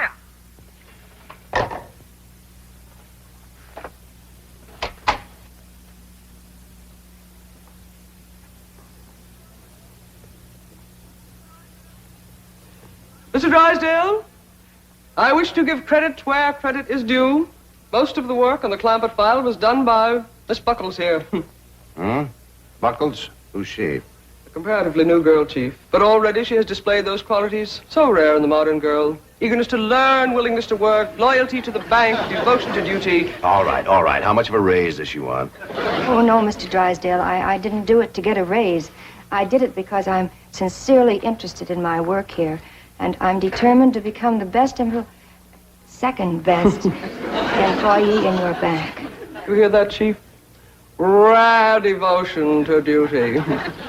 And Miss Buckles worked on the Clampett file in her own time. Very praiseworthy. All right, what's Mr. Clampett's present balance? $34,783,127.34. That's not including the oil deposit due today. Well, you are familiar with his file. I feel that a job worth doing is worth doing right. Unlike so many others, this girl is not here to find a husband. She is here to work, right, Gloria? Right, Miss Hathaway. You may call me Jane. All right. Take these up to Mr. Clampett. Now make sure he signs in all places indicated. Right, Chief. Miss Hathaway, your time is so valuable, and I know that Mr. Drysdale needs you. I would never be missed from the secretarial pool. Do you hear that, Chief? Is she a rare find? I just try to be like you, Miss Hathaway. Jane. Jane. Chief, if it's all right with you, she is familiar with the papers. Huh? Oh, fine. Yeah, fine. And Gloria. Yes. You must take my car. Oh, no, Miss Hathaway. Tut, tut, tut. I insist.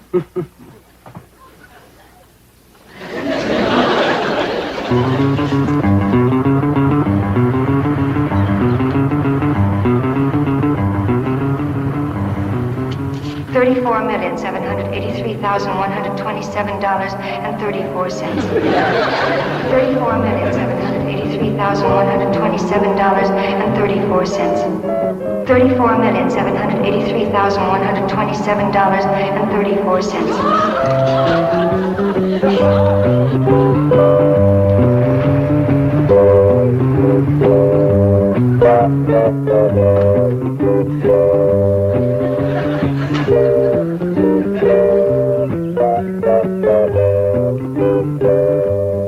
Howdy, ma'am. Well, how do you do? I'm Gloria Buckles from the Commerce Bank. Oh, it's mighty nice to meet you. I'm Jed Clampett. You? Yes, ma'am. But I was looking for a much older man. There ain't no older men around here. Might could scare you up one in the neighborhood. Seems to me I seen an elderly fella down the road a piece. No, I simply meant I couldn't believe that you were so young. Well, maybe it's because I ain't. You look so young. You do look young. Is that a fact? He's holding his tonic, but that ain't all.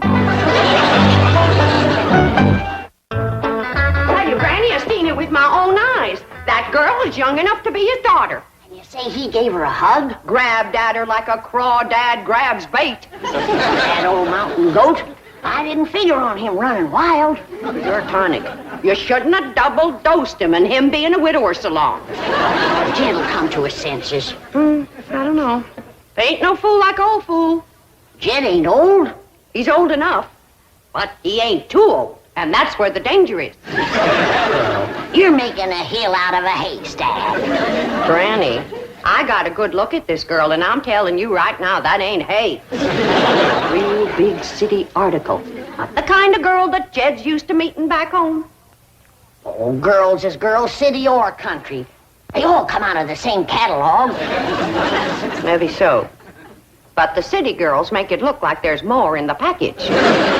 Granny, Earl, Oh, there you are. See what you mean, Pearl. She's wrapped tight and tied loose. I want you all to meet Miss Gloria Buckles. This here is Granny and Cousin Pearl. How do you do? I'm very pleased to meet you, ladies. Howdy. Hi. Well, ain't she just about the prettiest thing you ever did see? Yeah. Favors Ellie a lot. Just about her age, too, wouldn't you say, Granny? A mite younger. Who's Ellie? His granddaughter. I mean, my granddaughter. She's Jed's daughter. Oh, are you married, Mr. Clampett? I'm a widower, ma'am. Yeah, poor old Jed. I reckon he's come for another dose of his lumbago medicine, Granny. I reckon. Poor old feller was up all last night with the misery. A moaning and a groaning and a walking the floor. The poor old fella is past the point where liniment does him any good. Slays his poor sweet old bones. Now, girls, that's just about enough of that. You both know I never had a twinge of the miseries in all my life. Knock on wood. Pearl, his mind is wandering again. Baby called Granny. He missed his nap. I want to apologize for them two, ma'am. They both just think they're being funny. Well, I know what you mean. I have some elderly relatives like that myself. It's such a beautiful day. Why don't we go for a drive, Jed? Thank you, ma'am. I'd like that, Gloria.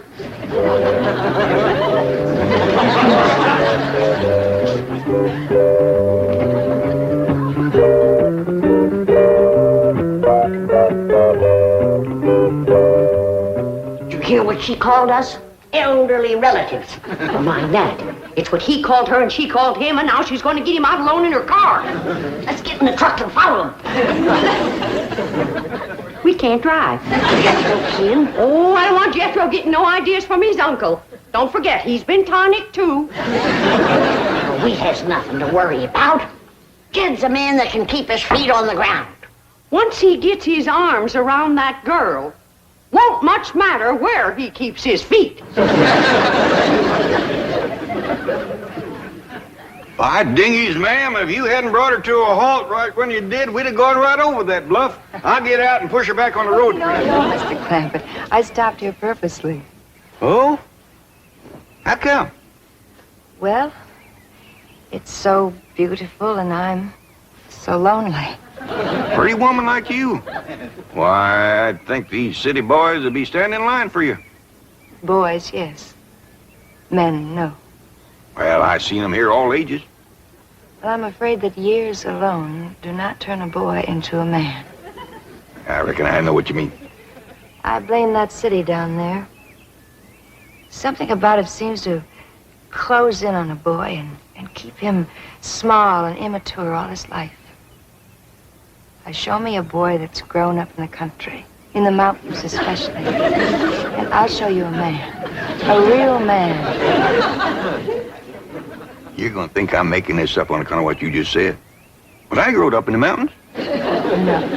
Yes, ma'am. Don't let that Beverly Hills mansion fool you. I'm a mountain boy, born and bred.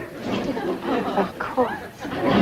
Of course, I see it now. I see it in those cool, clear eyes, unclouded by smog. Eyes that have looked beyond a city skyline and seen the truth and beauty of nature. I see it in this rugged, handsome face. I see it in these strong but gentle hands. Hands that have dug into the good earth, put life into it, and brought it forth. Hands roughened by honest toil.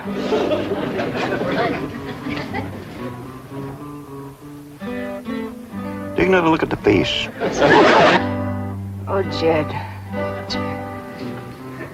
What have you done to me? Nothing, ma'am. Oh, yes, you have. You've sentenced me to a life of loneliness, of A life without love. A life unfulfilled. Well, I don't know what you mean, ma'am. Honest, I don't. I'll tell you what I mean. You set a standard no man could measure up to. A goal I could never achieve. Having met you, I could never care for a city man. Those weak and puny clothes dummies with their narrow suits and their narrow shoulders and their narrow minds. Please, ma'am, I have felt the muscles of a mountaineer ripple beneath my hands. Do you think I could ever be happy with anything less? No. I shall never marry. Better an old maid than a life with a man I could neither love nor respect. Ma'am, don't feel that way. Pretty woman like you, smart and all. Why, it'd be a terrible shame if you was to never to get married and raise a flock of young'uns. No. Please, ma'am. I'd feel terrible if I thought you was wasting your life this way. Please change your mind.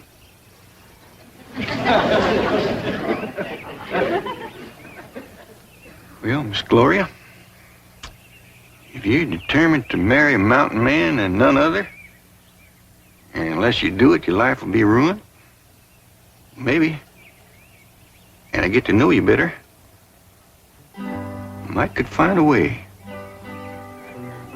Oh, Jed. Now, I ain't making no promises, but you set me to thinking. I reckon we'd best get back home and everybody get better acquainted.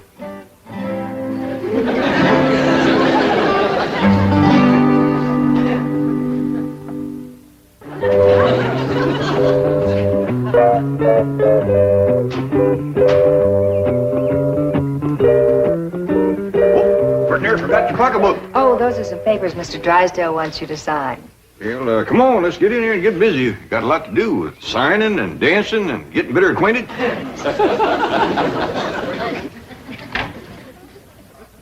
Well, I reckon the first thing I better do is sign them papers you got for me. Yes, that's a good idea. Is she wearing a wedding ring? Wait till she gets her gloves on. Don't see one. Good. Then they ain't been to the preacher. What is all them, anyway? Well, now this transfers your money from one account to the other. And this is your last will and testament. They ain't been to the preacher, but they've been to the lawyer. And that's just as bad, or worse. We gotta stop him. Oh, there you are, Jed. We've been looking all over for you. You give the doctor a terrible fright disappearing like that. Yeah, he was afraid you might have fell in the cistern again. What are you talking about? Why, Jed Clampett, shame on you.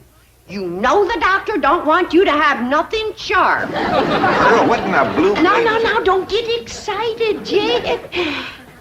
Doctor says it ain't good for him to get excited. What do you... Oh, I almost forgot.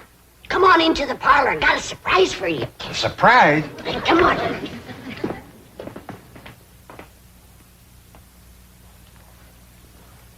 All right, what's a surprise? Well, the surprise is what Pearl and me found out about that woman whilst you was gone. What'd you find out? She's a spy. For one of them foreign nations. Which one? Minneapolis, Wisconsin. That's right, Mr. Drysdale. We didn't know who else to call. But we think this here woman's trying to get Jed's money. Well, she says her name is Gloria Buckles, but I don't know What? Oh, well, yes, sir. Yes, sir, we will. Bye. Mr. Drysdale must know that woman. He's a-coming right over. All gonna marry up with her? Oh, child, we hope not. We pray not. Why, Granny? Well, I got to look at her, and boy, she's pretty. Beauty is only skin deep, son. Well, she must have awful deep skin, because every place I could see was... Now, Mr. Drysdale says we's to keep her here till he comes. I'll watch her, Ma. You watch your car.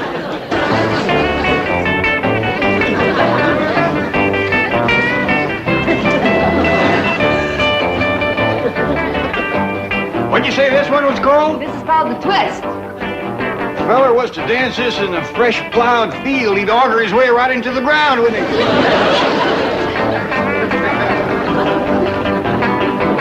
Hey, Jethro, come on in. You want to dance? I'd he'd rather dance with her, Uncle Jed. That's what I had in mind, boy. Miss Buckles, this here is my nephew, Jethro. Hiya. You teach him that there twist, and I'll teach it to Ellie Mae. This is my daughter I've been telling you about. Oh, what a beautiful child. You and I are going to be such good chums. Ma'am, I think he meant for you to dance with me.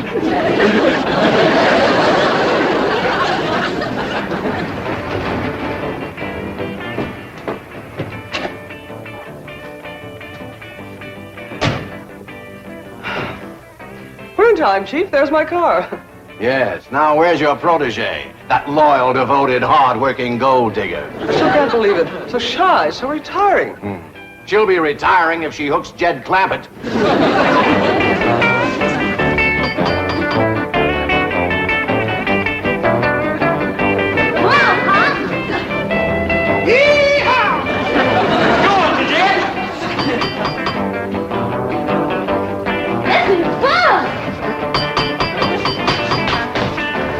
Jethro, I reckon you better answer that door. Okay, Uncle Jed. Howdy. Oh, how do you do, ma'am? I'm sorry to intrude. Howdy, folks. Come on in. Dig yourselves a hole. Gloria Buckles. Huh? Where?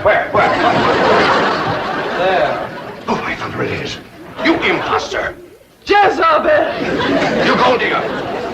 I have a bulletin for you two. You better be nice to me, or else after my wedding, you may lose your largest depositor. Wedding? Mr. Clampett.